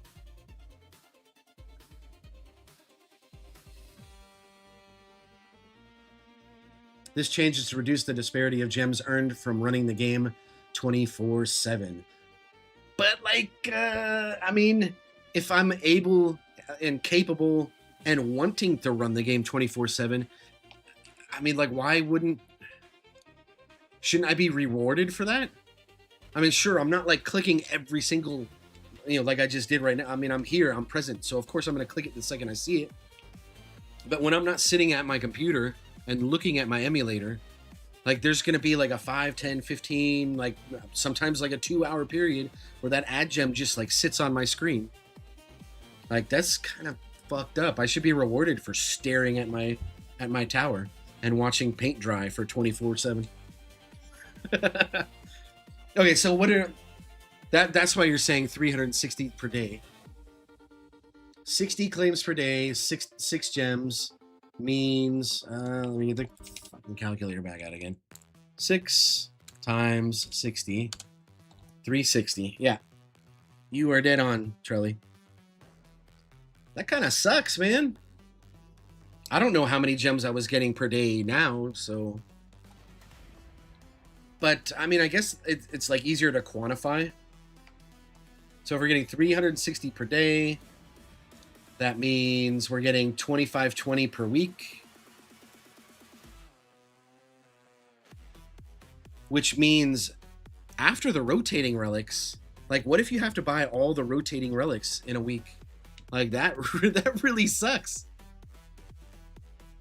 And what about the floating gems? The floating gems that go around your tower and you get like two every time you click that. I know you can only see it like X number of times per run that you're on. I assume there's some sort of cap on that per day as well. But this, like the 2520 per week, does not give you much breathing room to buy like rotating relics and cards if you need them. Which, oh my god, like it turns out we're gonna have, everybody's gonna have to spend 1600 gems on maxing out this new cells card, by the way. Make sure you take that into account before you buy mods.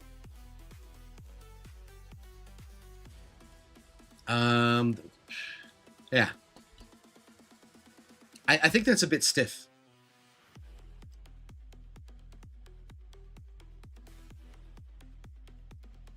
Oh, and okay, so we need to add in 140 because we get from the daily gems. Now we get 20 per day times 7, so that's an extra 140. So we actually get 2,660 gems per week. That does not include the daily mission rewards that you get. That does not include like the weekly missions. So maybe it ends up being closer to like 3K gems a week, which is still rough, right? Because if you need every single rotating relic, that comes out to 3,600, right? That sucks, man. Shit.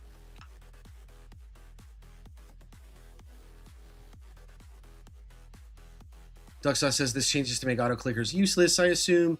I think this is a bad way to do it, but not totally unexpected. I have no idea what you're talking about.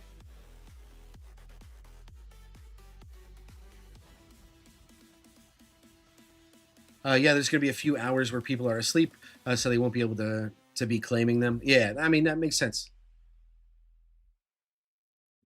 Charlie said, don't even have enough for rotating relics. Yeah, exactly. I mean, unless you buy gems. I mean, you could always buy gems, which I think is like monetarily like one of the worst exchange rates.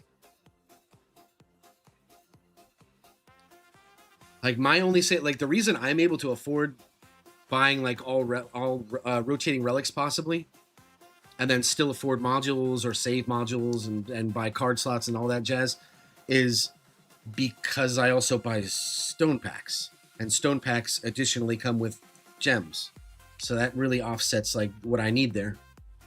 But I mean, this really hurts free-to-play players that were doing 24/7 and trying to click as many gems as possible so that they could afford the rotating relics. So I feel bad for the little guy here.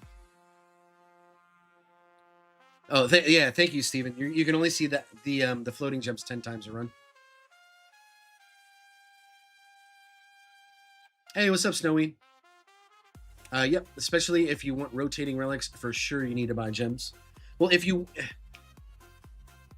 you're unlucky enough to like not have all of the relics that become available each week in the rotating relic shop, they're really pushing you. Like if you absolutely have to have all 4 of them, then you'll most likely have to buy gems. But I think it should be on a per case basis, right?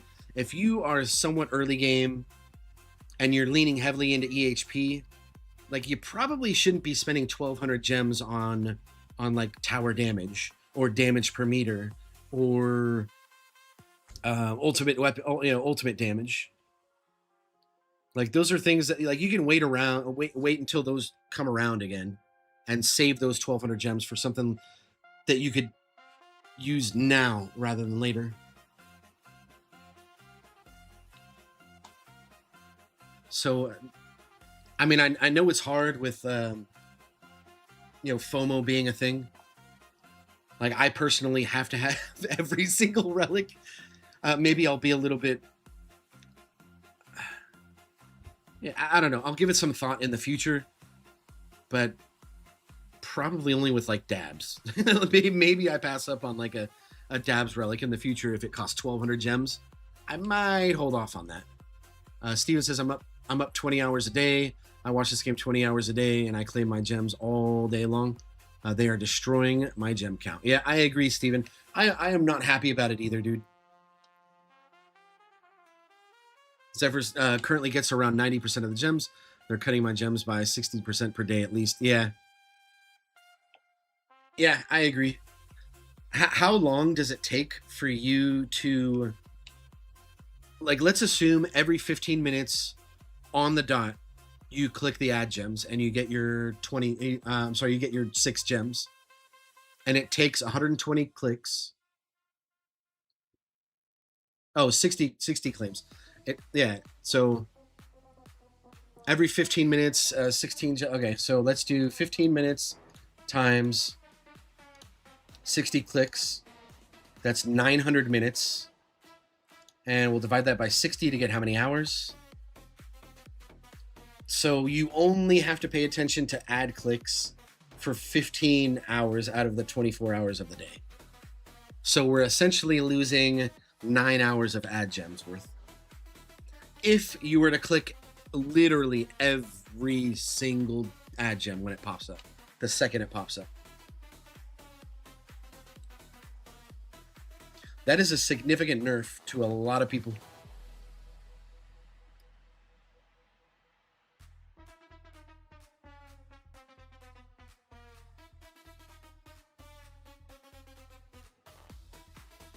I don't really feel like quantifying it right now. Like, what is like the... If someone wants to do the math on this, right? Right now, we get five gems per click. There's no limit per day of how many we can click. How many gems is it possible to get over the course of a 24-hour period, assuming you are clicking every single ad gem the moment it appears every 15 minutes? Actually, that's not that bad to calculate, right? It's 4 clicks per hour times 24 hours. That's 96 clicks.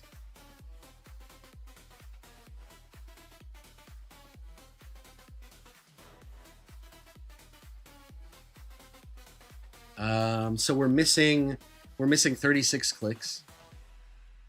And now let's times that by 5. So technically now our absolute maximum is 480 gems. So we're getting, it's like a 25% reduction in the amount of gems that we can get per day now through ad gems. That was a lot easier to quantify than I thought. Snoween, where's the dabs buff, by the way, right? I don't know. Maybe it's somewhere here in the rest of the additional changes. Yeah, I mean, I know it's like anywhere between like 10 and 12 minutes or 15 minutes, Steven. But I figured like we just set like a constant, and I don't know, 15 is like a nice, like decent, easy number.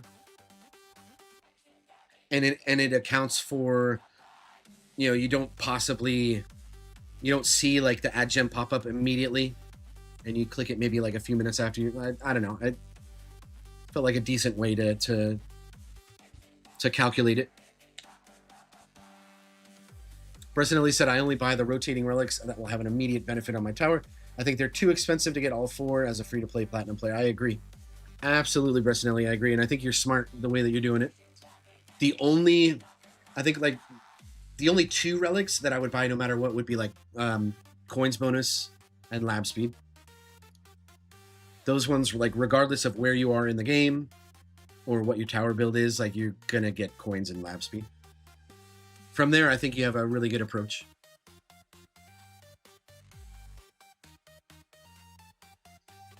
True, Anu. Does it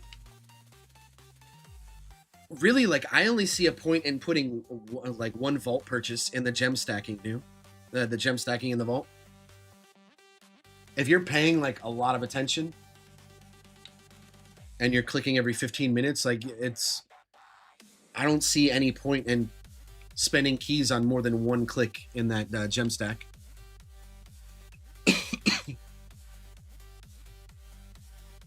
You get over 600 a day.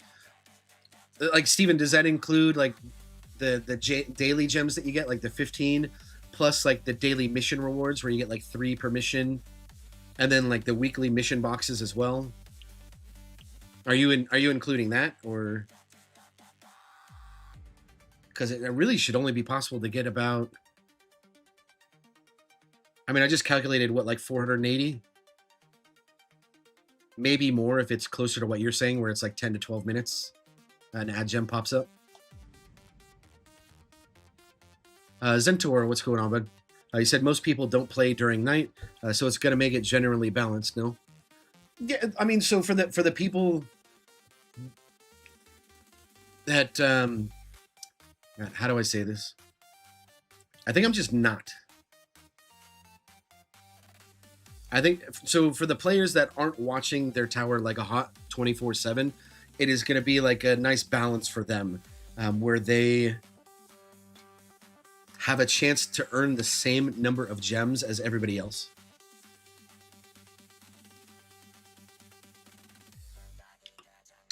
Yeah, correct, Zephyr. If the ad gems pop up every 12 minutes instead of 15, like I was saying, then yeah, it's 5 clicks per hour instead of the 4 that I had estimated. The only reason I said 15 minutes is just because like not everybody clicks it like the immediate second that it shows up. You know, sometimes you're AFK for a couple minutes. So I was just kind of like accounting for that and just giving a rough estimate of how many you could earn per day. I wasn't trying to be like exact on the dot.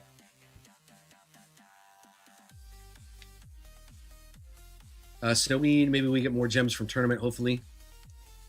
Yeah. That's what they said. That was at the beginning of the stream. They're readjusting how many gems. I think platinum, champs, and maybe legend. No, not legends. We can scroll back up. Let's take a look. Reward adjustments. Platinum will receive more gems per rank as long as you're staying. So if you're getting demoted, no effect. Champions rank 1 gems got decreased, but all the other ranks have increased. There was reasoning for that. I'm not going to go over it again. Legends will receive less stones, but more keys. Oh, no, less stones, but more gems. So that it kind of offsets it there a little bit. I don't like the fact that we're getting less stones, though. That really annoyed me. But yeah, that's all we need to cover again on as far as like gems go.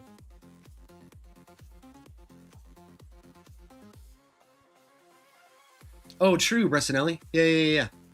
ELS is a very important one to get. I'd say both attack level skip and health level skip, just because there's only 1 of each. It's like I would grab it just on principle. Like, who knows how long it's going to be until it rears its ugly head again. Bot range, maybe not like a super early tower. Like I feel like the bot range relics are infrequent enough that it's probably wise that you pick them up if you're still like rather new.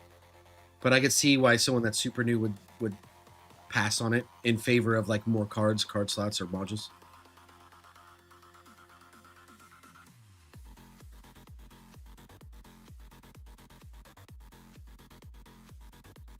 It looks like Joel's doing the math as well. So with 6 gems per 15 minutes, you have 576 in 24 hours.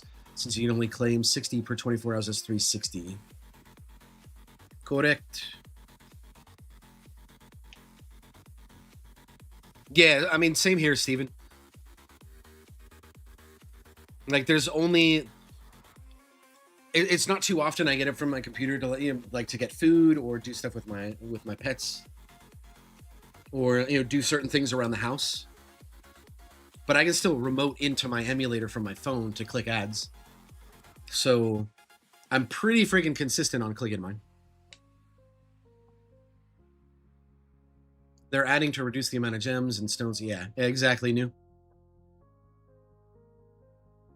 Zephyr barely sleeps, so that's a huge nerf to me. Yeah, same, dude.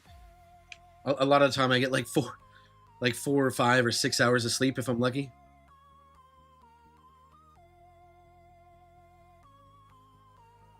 And my brain at this point, like, is almost like it's been trained to like wake up every 30 minutes to like wake up, look at my phone, click add gems, go back to sleep. Which is definitely not healthy. I don't recommend anybody does that. Legends will go to Mythic. Legends will go to Mythic. Champs to Legends, and we Platinum will be champs. Woohoo! Yeah. It's gonna be. So Duck Sauce was talking about it earlier. Most people are gonna be. I think on average, people are gonna gain maybe like 4 places, depending on the VCs, of course.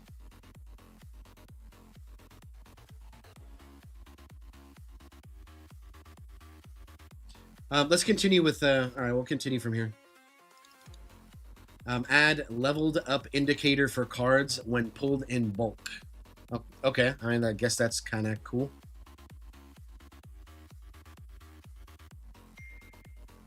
I get what they're trying to do there. So hold on, someone's texting me.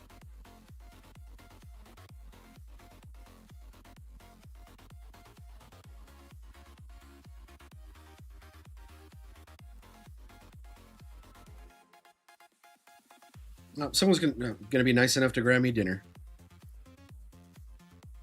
I don't have time to look at the menu, so surprise me.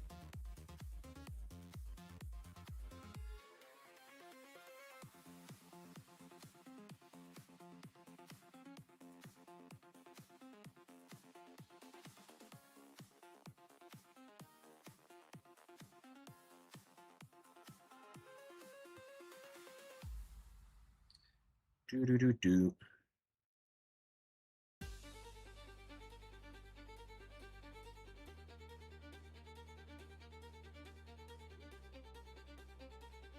Sweet. I was starting to get hungry. But let's try and truck through the rest of these guys.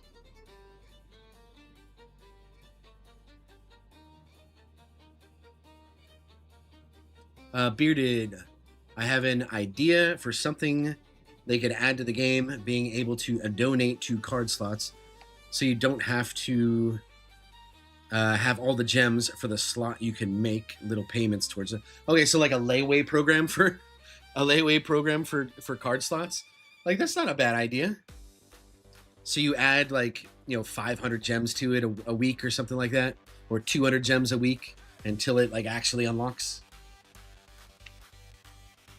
That is not a horrible idea. A card layaway program. Hold on, let me add that to my notepad. That is such a cool idea.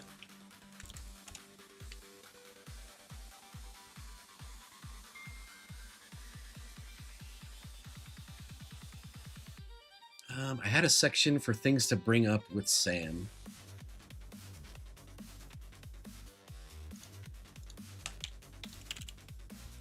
I must have got rid of it after the meeting we had. All right, Sam.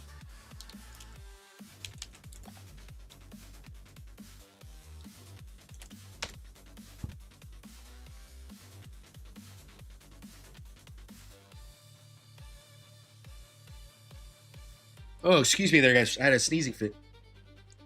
Okay, so Bearded Warrior suggests adding a quote-unquote layaway system to unlocking card slots in the future.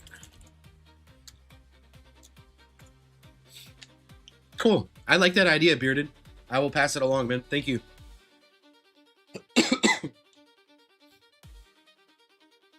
Oh, man. One of my many women getting me dinner? No, nothing like that, man. The lab cost as well for newer players. Oh, okay, you're talking about some. More gems are nicer, but the cap for ad gems, why? I'm afraid the monetization of the game is heading to a bad place. I mean, if you compare the monetization system of this game to a lot of the other games out there right now, take like Sword X Staff, for example, where there is like zero limitation on how much you can spend on it. Like there's no guardrail for like you can't spend, you can only spend like X amount. You only buy these many packs per month of this thing. There's no guardrails. Like you can dump your whole bank account into that freaking game if you want to. I think that's when you compare this game to something like that, this game is actually pretty friggin' mild. Now, there's no cap on how many gem purchases you can make on this game, which is something that I don't like, because it means, like, I don't know, some Dubai oil prince can come in here, start from scratch, and just, like, I don't know, drop like 100K on gems, and just gem rush the shit out of, like, all the labs. Which, I wouldn't be surprised if certain people have done, man. I've seen people come in and get to, like, start getting keys in Legends within, like, 4 or 5 months and then boasting about it. And, like, that's cool and all, because you still have to make smart decisions to get there, right? But there's no way you are making it to Legends and earning keys like that on just stone purchases alone. Like, there's absolutely no way without backing it up with, like, gem rushing, like, your damage or your health or your regen or like such and such, like, ultimate weapon lab or card masteries.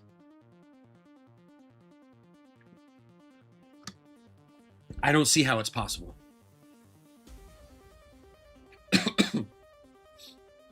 It's still impressive to get keys after 4 or 5 months, but it's impressive for a different reason. You know what I'm saying?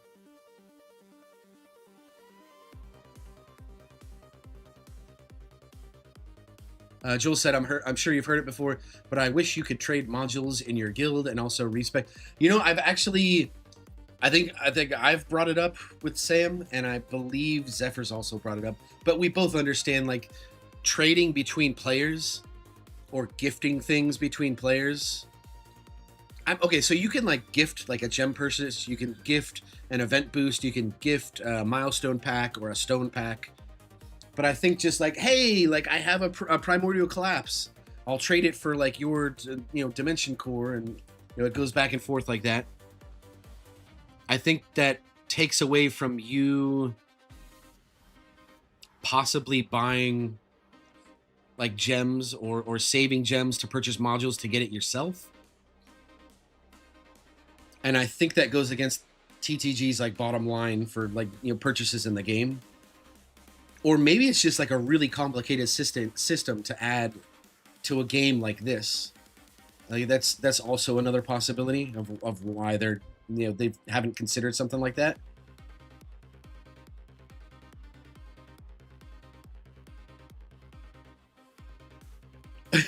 A card layaway program is such a consumerist idea. I love it.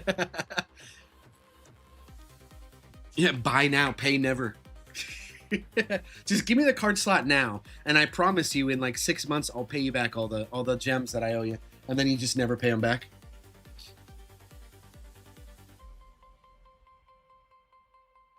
As you know, as you all know, some of the last card slots are super expensive. I totally get that, Bearded. I just recently saved up enough to get my 10th card slot, and then I started saving because I knew version 29 is, like, right around the corner, which is why I got that 25K saved up right now. I have been recommending that people save their gems for a few weeks now, knowing that another update was around the corner. Obviously, if you are super new and you're still in, like, silver or gold tournaments, like, you should be using your gems on whatever immediate upgrade you can get right now.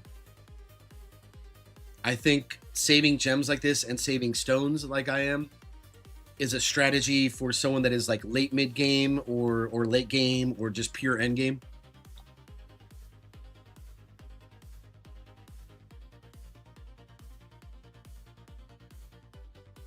Trelly's gonna spend 2K on oh, holy crap.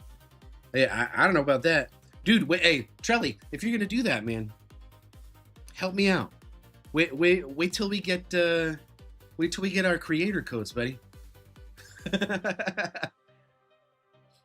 Man, when they drop all the new content creator codes, it is going to be a frenzy between the content creators. Like, all of us are gonna get like our new codes every single stream and video. Like, everybody's gonna be hard pushing it. I'm gonna try to avoid that. I will have a graphic on screen on screen, which I have already made, but I'm not gonna like shove the whole like, oh, use my code thing like down your throat every couple minutes. It'll be on screen. Like, if you guys want to support me, I'll appreciate it. I absolutely will, because I'm not gonna be able to afford buying stuff in this game and producing content for like, you know, forever. So any contributions are gonna help me a ton. But anyways, let's move on. I'm caught up on chat. Let's go ahead and go to the next line on the patch notes here. Changed enemy group names for simple enemies. This makes sense because it goes with like the changes that they did to the vault, right? Where simple enemies are now basic, fast, and tank. Advanced enemies are now range, protector, and boss. Elites stay the same. Fleet stay the same. Added new fleet labs, overcharge, exponent, reducer. Interesting, okay. And this kind of goes along with the idea that I think they're going to have in the enemy tree of the vault. Because remember, it's attack, health, and then like a special one. I bet you they have something similar as like the special function for the vault. Commander radius, that'll be a big one. Obviously, like, you don't need commander attack because commanders don't really attack. Maybe there will be like a commander like pulse rate for when they apply their buff to enemies around them. That would make it much more beneficial. But decreasing the radius would support people increasing their overall tower range for tournaments. And then Saboteur attack speed. That will decrease the rate at which they slowly deteriorate your ultimate weapon. So that's another... yeah, I like that. That's a good one.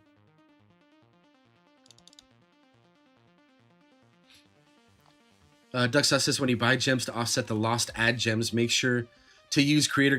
It'll... Okay, so I'll swap real quick and I'll show you guys. This is most likely going to be my creator codes. I'm not only going to show it for a moment because it's not active and I don't want people trying to put it in and then it doesn't work. So there you go. That's most likely going to be my creator code right there. Just nerd. Real simple, real easy. Fits like the channel, the channel theme and like my YouTube persona. But there you guys go. It'll end up being code nerd. Code nerd. You gotta change your voice whenever you say it. All right. Anyways, back to notes. I'm trying, Trelly. We've been waiting on him for like 2 months now, dude. And from what I understand, it's not entirely on TTG's end. I think the company that they are going to use to process like the revenue split when people purchase stuff with our codes, I think they're like things are like slow on their end.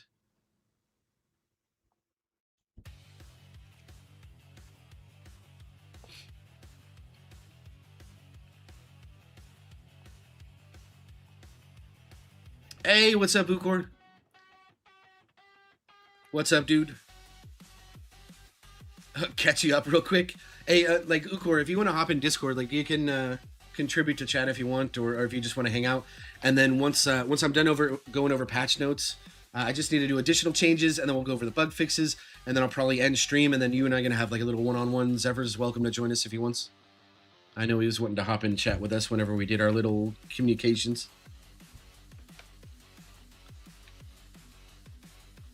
Nerd, nerd, nerd, nerd. Yeah. I'm glad they finally putting out a sales card. I've been, yeah. That's something that like Ukor and I have talked about for a good while now. Like, we have a coins card, we have a cash card. Where's our sells card, man? EHP Revolution. That's a bit too long, Hakuzo.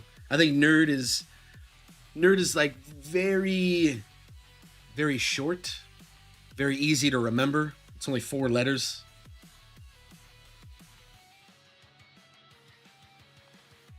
Lambda, Lambda, Lambda. Hey, Grandpong finally gets he gets the Revenge of the Nerds reference. Sweet.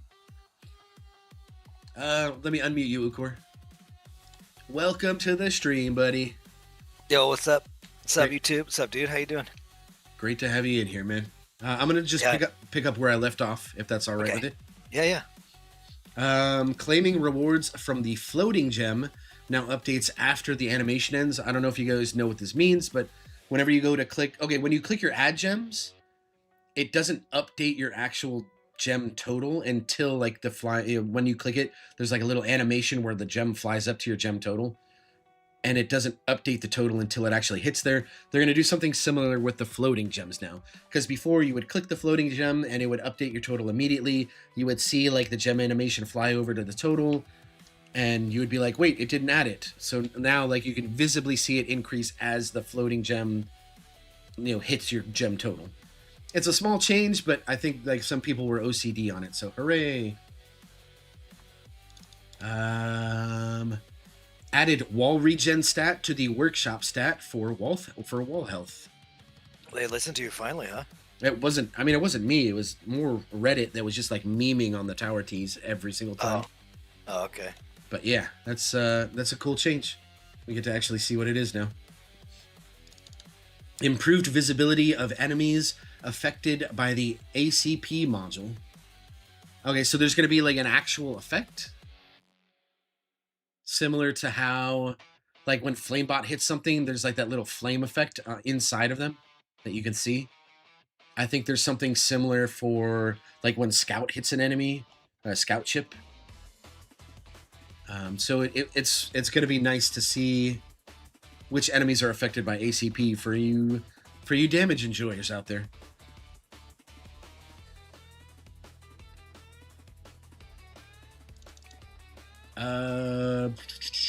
Hey, Trelly, like after I'm done streaming, man, like we'll hop in a more public Discord or like a neutral one. The Discord that I'm usually in with Ukor is kind of like a private Discord. It's not owned by me, so I don't know how the owner feels about me just adding random people. But afterwards, maybe like Zephyr's comfortable with us hopping in his Discord and some sort of like private channel, and we can all talk about the changes and give our thoughts on stuff. Titan shock values now scale continuously with enemy mass instead of in steps.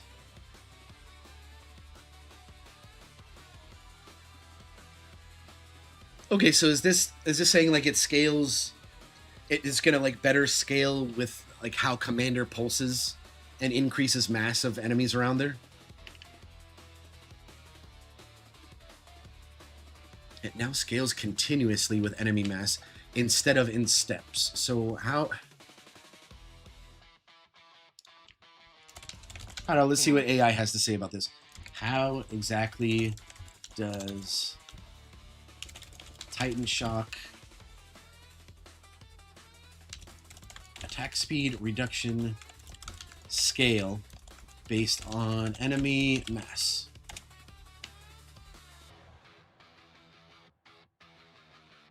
When Thunderbot strikes an enemy, it applies a permanent baseline attack speed decrease, which scales based on an enemy's mass profile.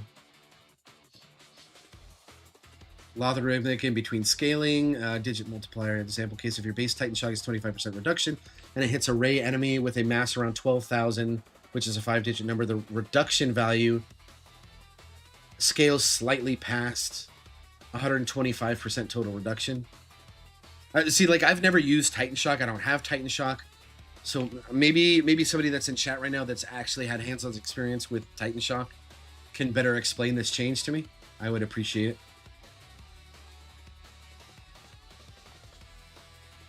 Titan Shock is widely used to completely shut down reworked overcharge enemies whose exponential attack speed ramps up naturally until wave 4K. Yeah, I get why it's so important for overcharges. And then Bot Plus also scales the Titan Shock. And there's also mass enforcement. And then there's also like the enemy heat up mechanic, right? Where like every wave or every X number of attacks, their enemy mass just like gradually increases. So like if something's tagged with Titan Shock and they don't get tagged with Titan Shock again after their mass increase, does their mass increase anyways, even though Titan Shock hasn't hit it again? That's what I'm wondering here.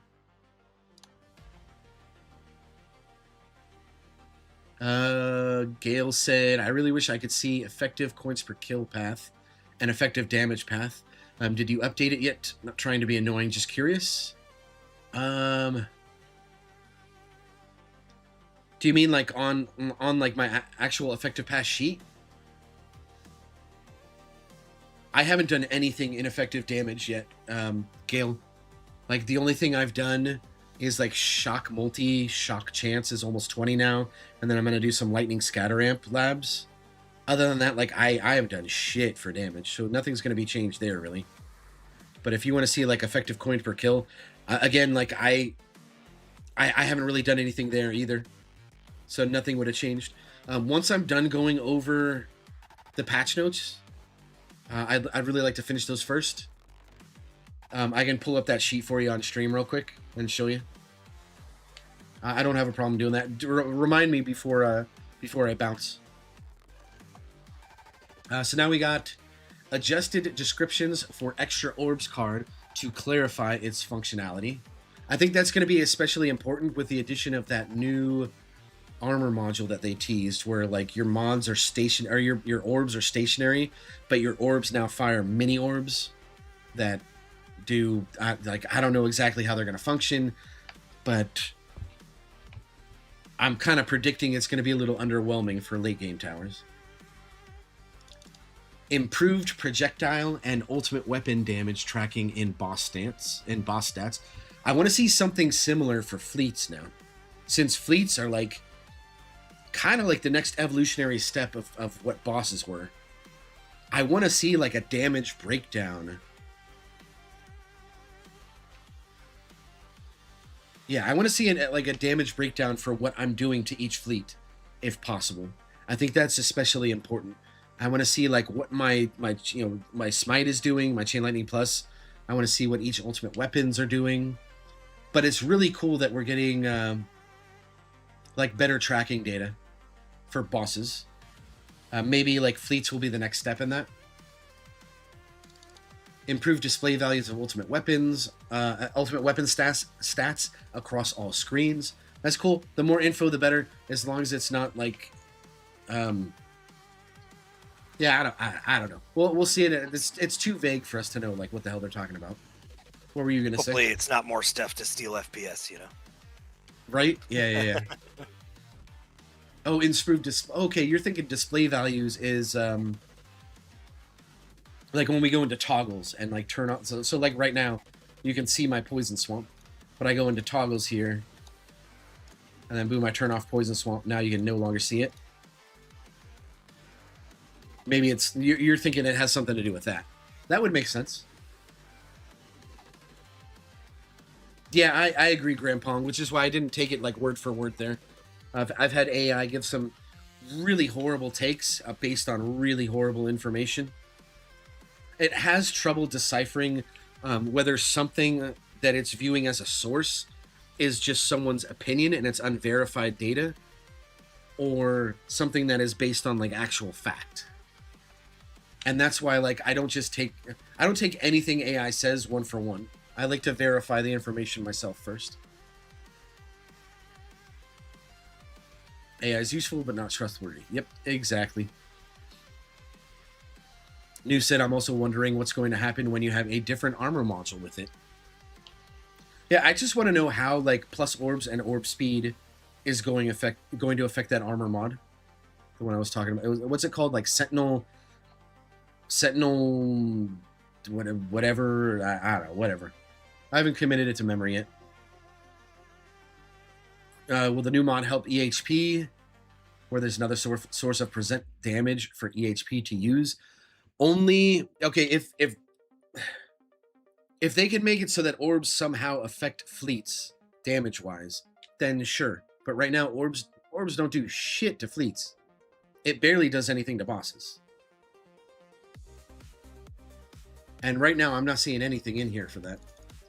Bot Plus abilities can now be previewed even when the player does not have enough stones to unlock the ability. That is cool.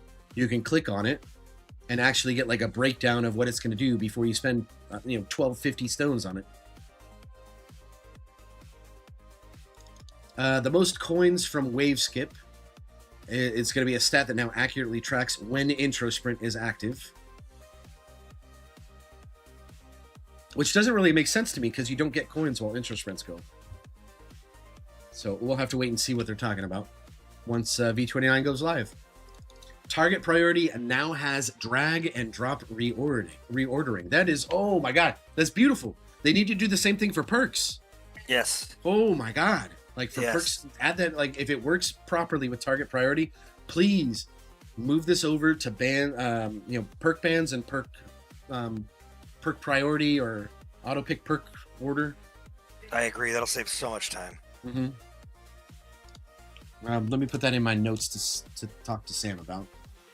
If target prio drag and drop works properly, please add same functionality to perk bans auto pick ranking. Cool.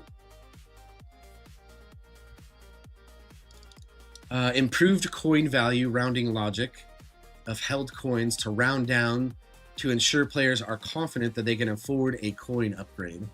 All right, that makes sense. I remember Ukor was going to upgrade like his coins plus or something like that, and he needed like 25.92 small Q coins, and that's exactly what his coins were showing. So he went in to click it, but it was grayed out. He couldn't upgrade it, and that's because like the decimal was actually lower than what was actually displayed.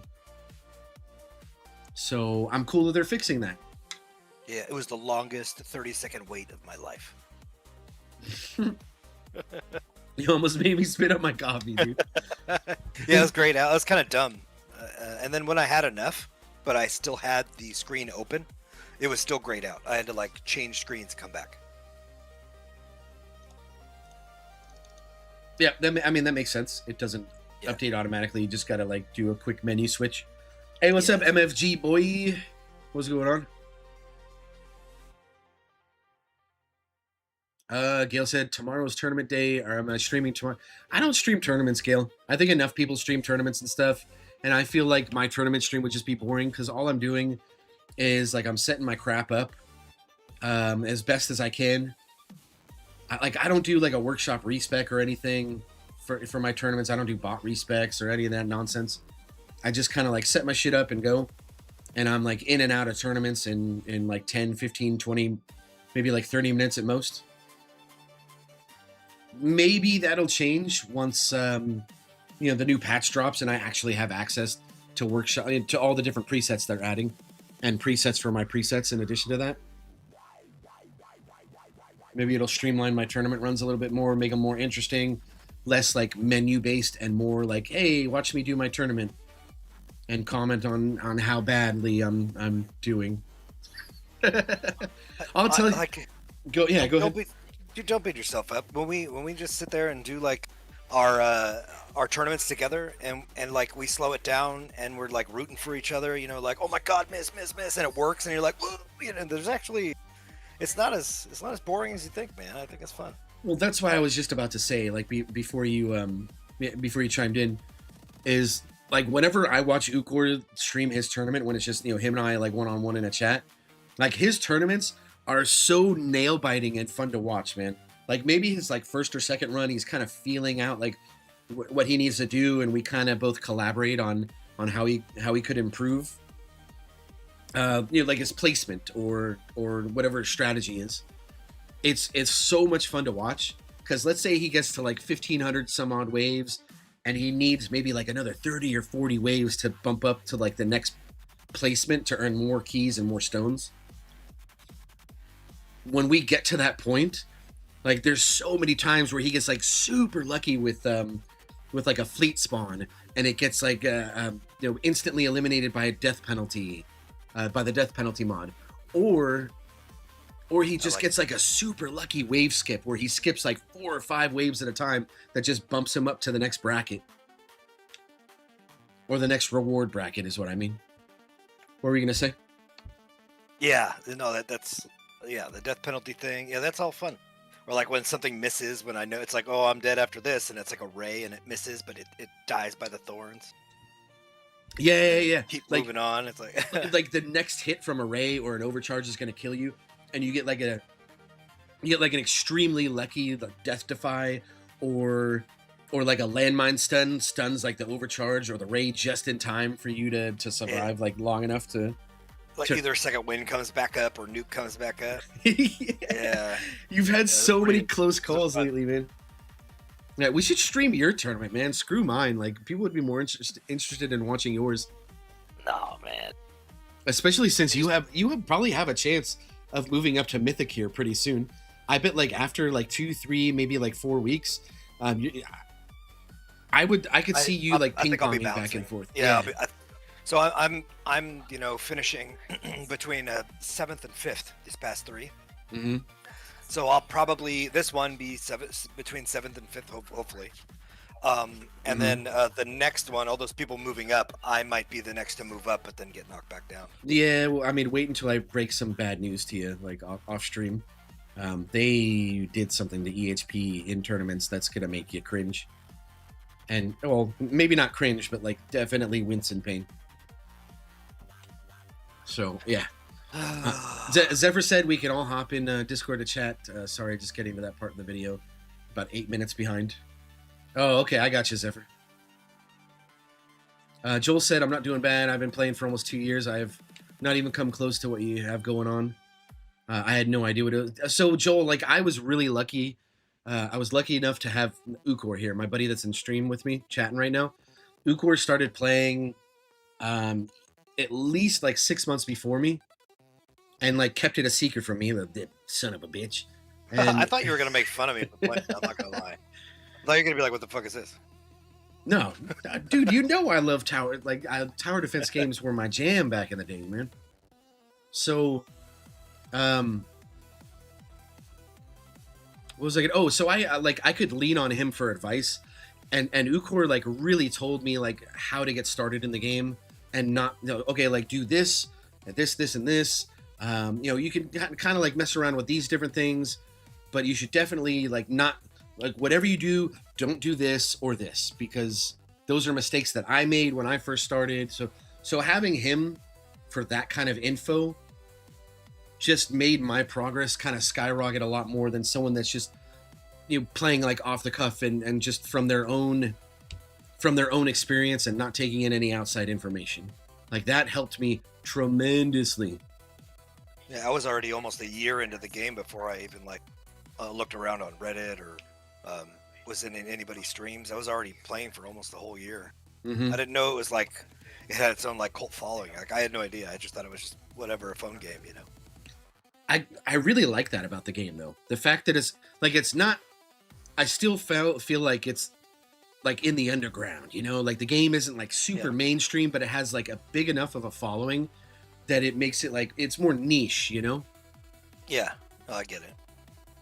Yeah. That being said, like I wouldn't mind it becoming a little bit more mainstream and more people getting into it. The more the merrier, honestly. Dual tournament stream, Duck Sauce suggested.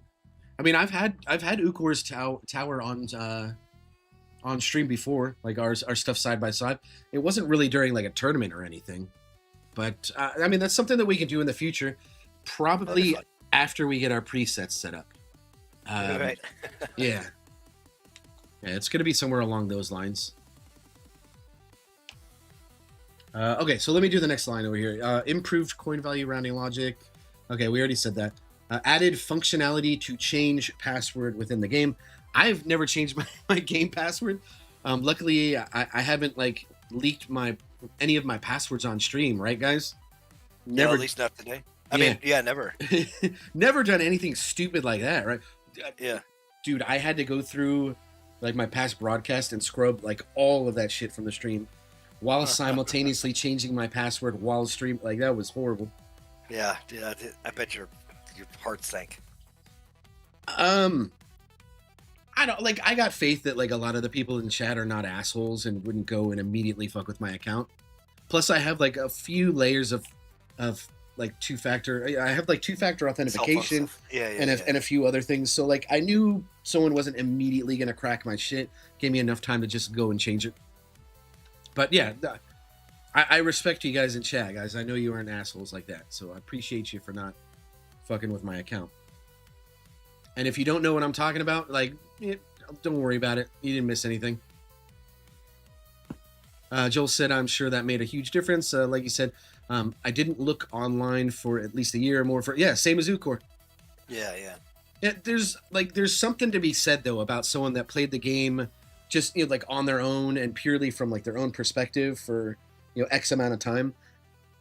Like I didn't have that same experience, right? Like my experience, like right from the get-go was, how can I min-max the shit out of my tower? Yeah. And not every decision was perfect, but it was like, I feel like I definitely progressed further than someone that would not have done that sort of stuff.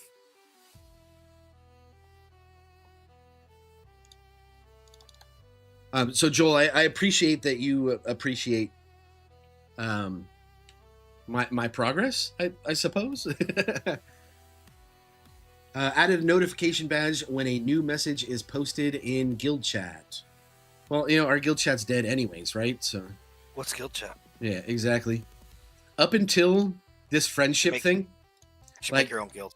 Our guild chat was completely empty, guys. Like there was nothing in here until like the summer friendship bundle thingy started spamming, and like we got a as you can see, like we had quite a few people contributing, man. It was great. We got like a bunch of extra free gems. Yeah, that was cool. Yeah. I mean, I know like not everybody in our guild spends, and that is totally fine. I just hate the implication that some people are gonna have like pay to win guilds where whenever something like that comes along, like if you're not swiping and giving benefits to the entire guild like that, you end up getting kicked out or whatever. I just hope that doesn't become a thing. Yeah, that would be good. Yeah, I covered that in a previous stream as well. Like I don't mind things like that as long as it's not the norm. Added functionality for anyone to copy messages in guild chat and add permissions for officers and leaders to delete sent messages. Okay, I mean, just in case somebody says some naughty shit. That's cool. Like extra guild functionality. Localization improvements for German translations. Cool. I remember either like one of my chatters who's German, or maybe I saw something on like Reddit or on the Discord, someone complaining about like how the German localization was kind of off and needed improvements. So I'm glad they took that to heart and did something about it. All right, so we're on to bug fixes, guys. Dude, I have spent way more time going over these patch notes than I thought I was going to. I thought I was just going to be like zip, zip, zip. All right, next. But I'm having fun going over this stuff. I hope you guys don't mind me being like a little long-winded and covering each thing individually. I don't plan on turning this into a video, so if you guys, if there's anybody else out there that wants to like a long-form take on the patch notes, be sure to direct them to the VOD once it gets posted afterward, please. Yeah, same here, Joel. Like our guild is pretty helpful, although a bit close-minded as far as like progressing in the tower.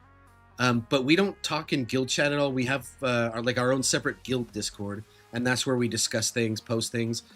Sometimes I post like my video links in there for them if I think it's something that'll help them out. Yeah, I agree, Hakuzo. These changes are very deep.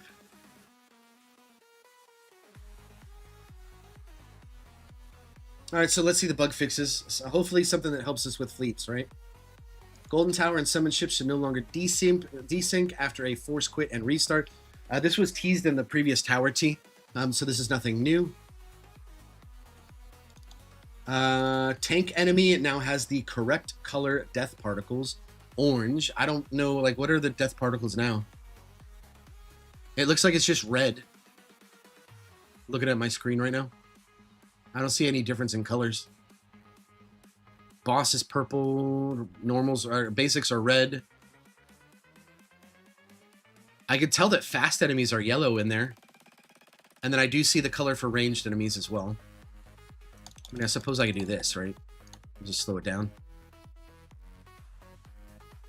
Let's see when this tank enemy dies on the left side. Yeah, it's just red. Tank enemies are just exploding in red particles. Like basic. Yeah, yeah. Which, I mean, I guess was fine, but cool. They're changing it orange.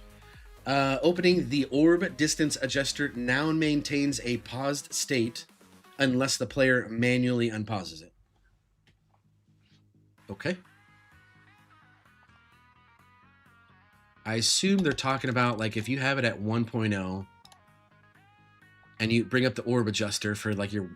I don't have the workshop orb slider, so it's just extra orb slider here. Grampong says tank particles are red. Yeah. Same color of basics. Good catch. Good catch, Grim.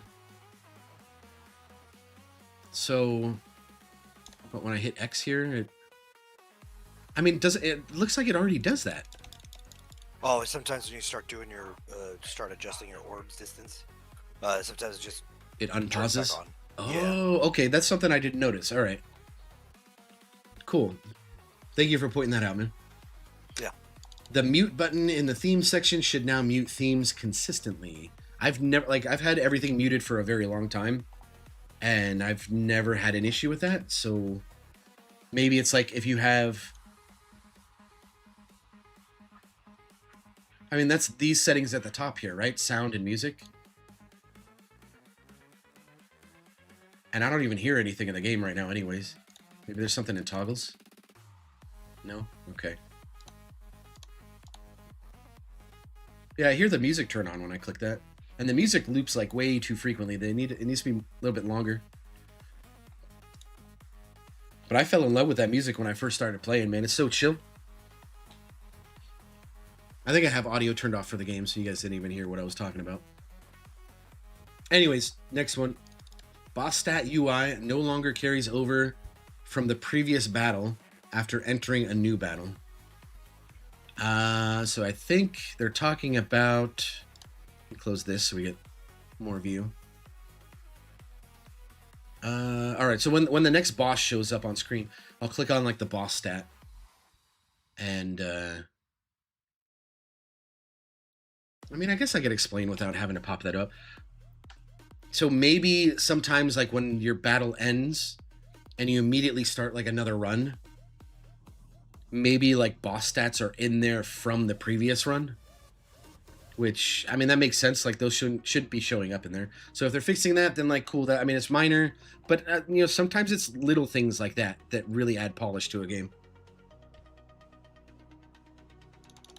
Fixed an issue where the game pauses after clicking on an ad during autosave. I try not to click on gems during autosave. So but I've had the ad gem blocker since like almost day one. So I haven't really had to deal with ads for a very long time. I'm guessing what this means is like the game is going through its auto saving thing, the game pause auto saving, which we see on screen like every so often. If you try to click the ad thing, maybe there's some sort of like discrepancy with it.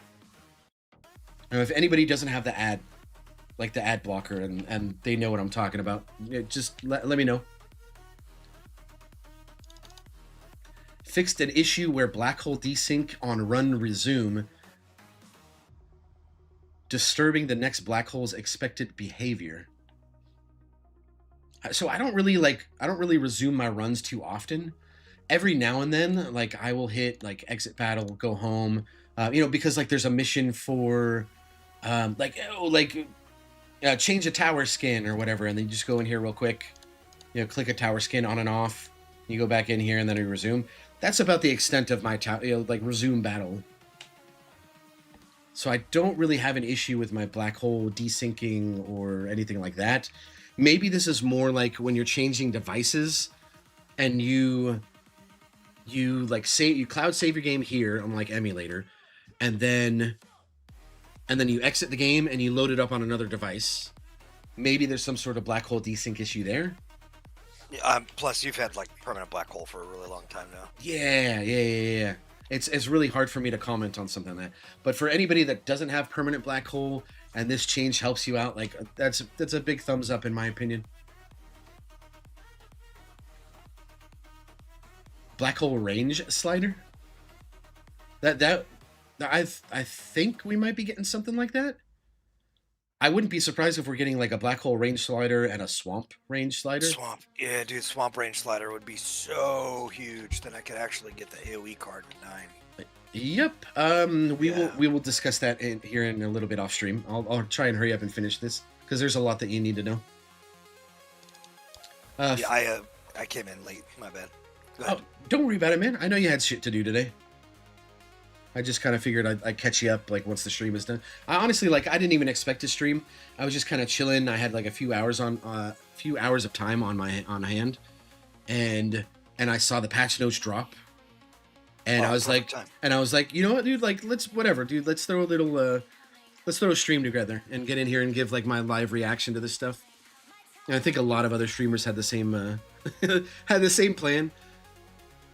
Because I think Hakuzo was in here like, oh, such and such just started streaming. Oh my god, this person started. Oh my god, everybody's streaming.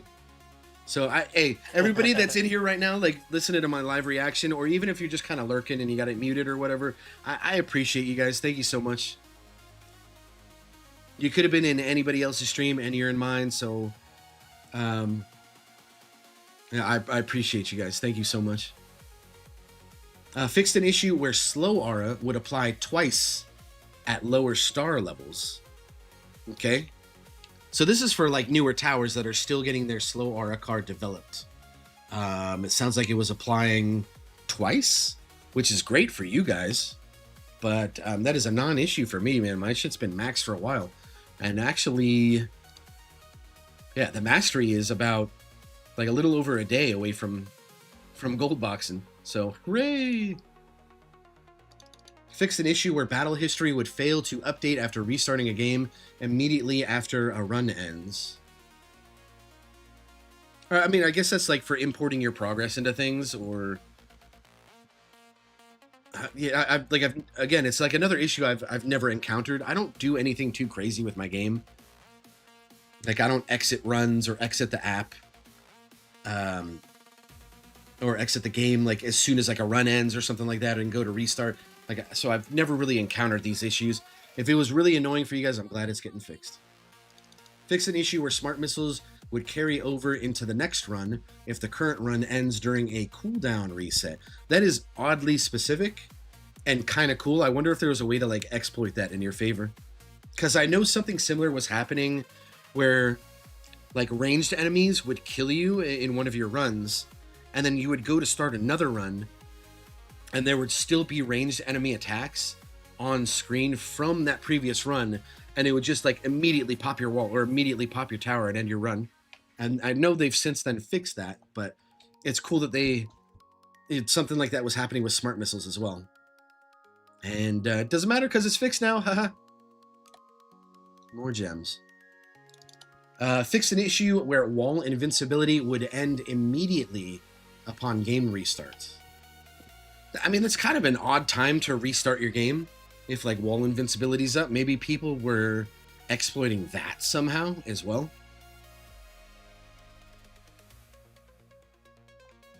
That's probably where this is coming from, though.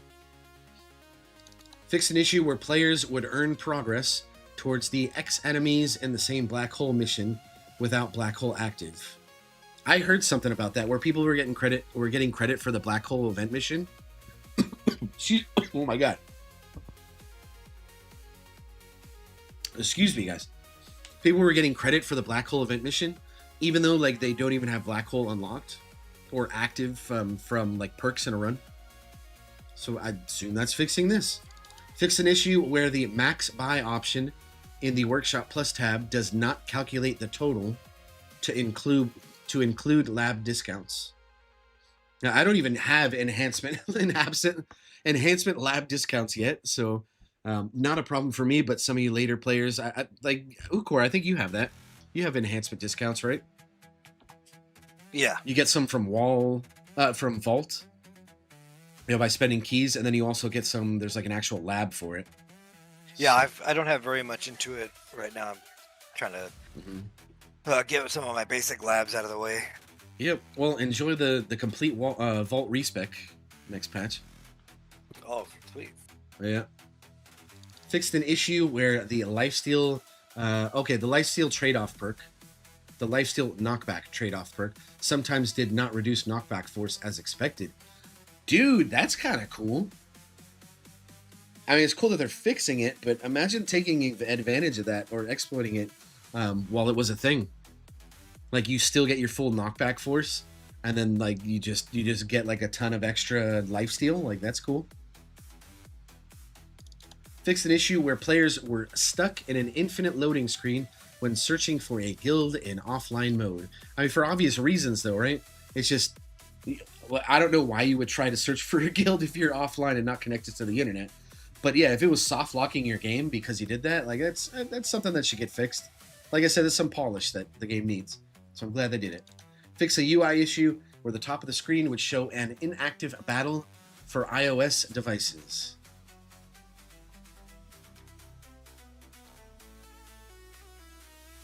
Okay. Again, like something I haven't encountered, so I don't exactly know what this means. UI issue at the top of the screen. I don't know. If someone wants to elaborate on that, like I probably still won't read it. No, I'd appreciate the info if you know what it is. Fix an issue where Death Wave's kills were missing from the enemies destroyed by stat in the battle stats. Okay, cool. I know Maddox Cat will appreciate this. The Death Wave god himself. And Ukor, your new tower, will appreciate it too. If you're going like, yeah, if you're going full Artard on Death Wave, I am. It's gonna be nice to know like how many kills your Death Wave's getting. Yeah, that'd be great. Fixed an issue where Spotlight missiles would miss its target while Chronofield Plus was active. I mean, I guess that's kind of nice. There's a lot of people out there that have Chronofield Plus or have like a substantial investment into it. So if you just so happened to be invested into missiles and Chronofield Plus at the same time, congratulations. Hey. Improved various areas of translation where English would show up in non-English languages. I haven't really encountered that either, but hooray. All right, but that's the patch notes, guys. That's the patch notes for today, August 25th, 2026, for version 29. I guess we can get some reactions from people on Reddit. Finally, the real patch notes. The dude looking out the window. I'm more familiar with like the SpongeBob one, where like Squidward's looking through like the blinds and they see like Patrick and SpongeBob out there like celebrating for the patch notes. Come to think of it, that meme would be extremely relevant for EHP right now. EHP, like an EHP tower, could be Squidward like inside looking out, and then like everybody else is like SpongeBob and Patrick out like celebrating on the patch notes. All keys spent will be refunded. Thanks for the update. Summoning complete. View in your time zone. Okay, so the banner is going to start. I'm not going to click this link on stream, just in case. Capping ad gems at 60 per day is certainly a choice. Yeah, not a very good one. I don't think you were around for that one, Ukor. Nope. So instead of us getting 5 gems per ad gem click, we're getting 6.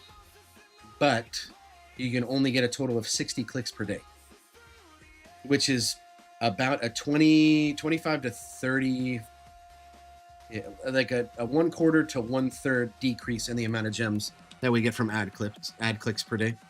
Okay. The daily gem click is 20 now instead of 15. Gem rewards are being increased across the board for all tournaments, just about. Stone rewards are being decreased for legends. in order to accommodate the new values in Mythic League. Oh. Yeah. So a lot of pluses, a lot of minuses as well. May not be able to afford the repurchase everything you had right away. Some costs have been adjusted to accommodate for the fact that getting the upgrade you want to. So okay, yeah. So after v29 goes live, before v29, I'm gonna repeat this again because I said it earlier, guys. Take a screenshot of what level your mods are at right now before the update, because when the update goes live, you're getting completely refunded all of the coins and module shards that it took you to get to those module levels. And if you want to get back exactly to the level that you had them before, you'll want to be able to reference something, either like write it down on paper, take a screenshot, something, so that when the patch goes live, you can get your modules exactly back to where you had them before you spend that coin on anything else in the game. You don't want to fuck up your situation. You don't want to go into your workshop and just like, oops, I spent all of those coins on my workshop and all of my module slots are now stuck at level 1. So take that into account, guys. Do with that what you will. Chow Time, you said FUDs wanted to reduce it more? I heard that they wanted to increase it by 5 times its current value. And then about like a few days later, they were going to walk it back and just only make it 2 times an increase of its value. But then realized like, oh, no, we reduced it too much. Let's increase it to 3. You guys know where I'm going with this, right? Let's increase it to 3 times. Yep.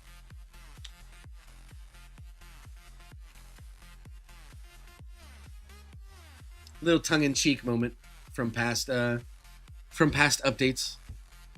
If you know, you know. If you don't, like, that's okay. You're not missing much. Yeah, it's just more of the same thing. Mm-hmm. I wish I had more mod reduction done now. Hakuzo, like, if you are not, like, when I take a look at when I'm ready to review your tower and stuff and make a video out of it, we can go over, like, your different labs and stuff and see where you're at. But I would definitely make sure you're not skipping out on module labs, like common drop chance, rare drop chance, your daily mission shards, your reroll shards, like all of that stuff definitely needs some love, because mods are a huge way to scale your tower power. Just spat out my coffee. I'm sorry, dude. I hope it didn't get on like your keyboard or your screen or anything like that. Someone gets it. Thank you. I'm from V20. Yeah. It was it felt like internal miscommunications between like beta testers and like the actual people developing the game, and then what FUDs actually wanted, and how true like what people were saying. I don't know, man. It was a weird situation, man. But we've hopefully they've learned from it. And I don't think it can get much worse from there. So going forward, like, I think it's... I'm expecting good things from this patch. Other than the fucking NERFs to EHP again. Which I guess we'll go talk about now off stream, guys. Thank you so much for tuning in. Yes, new Mythic League. I'm sorry you caught me like right at the end of the stream, but if you want, go back and check out the VOD that's going to be posted here in a few minutes. I go over everything ad nauseum in length. This stream was, geez, like how freaking long was this? Like 2.5, almost 3 hours. I'll try to add timestamps at a later date, but I have a feeling my job is going to get extremely busy here over the next couple days with the launch of V29, and then I've promised some of like my members that signed up. I guess quick shout out real quick. Thank you so much again, Trelly, for all the gifted memberships to everybody. I really appreciate you guys. If you want to support the stream, you don't have to do so monetarily. Just sub and like the stream if you like. But if you do want to contribute and help me get my stone packs and event boosts and all that stuff, or just want to see me do like more stuff with the channel in the future, feel free to join my membership program. There's a less expensive one for $2.99, a more expensive one for $4.99, but they each come with their own perks. Membership, regardless of which one you get access to these emojis right here. And then the Super Tower members have the option of posting their tower info with me, and I will critique, review, or if you like, I can roast your tower live in a video. So if that's something that you're interested in, or you just want to, promote the stream or support it, either way, thank you so much. And I hope to see you guys next time, probably within like a couple days here. I do want to do a live stream for the actual launch of patch version 29. Until then, later, nerds.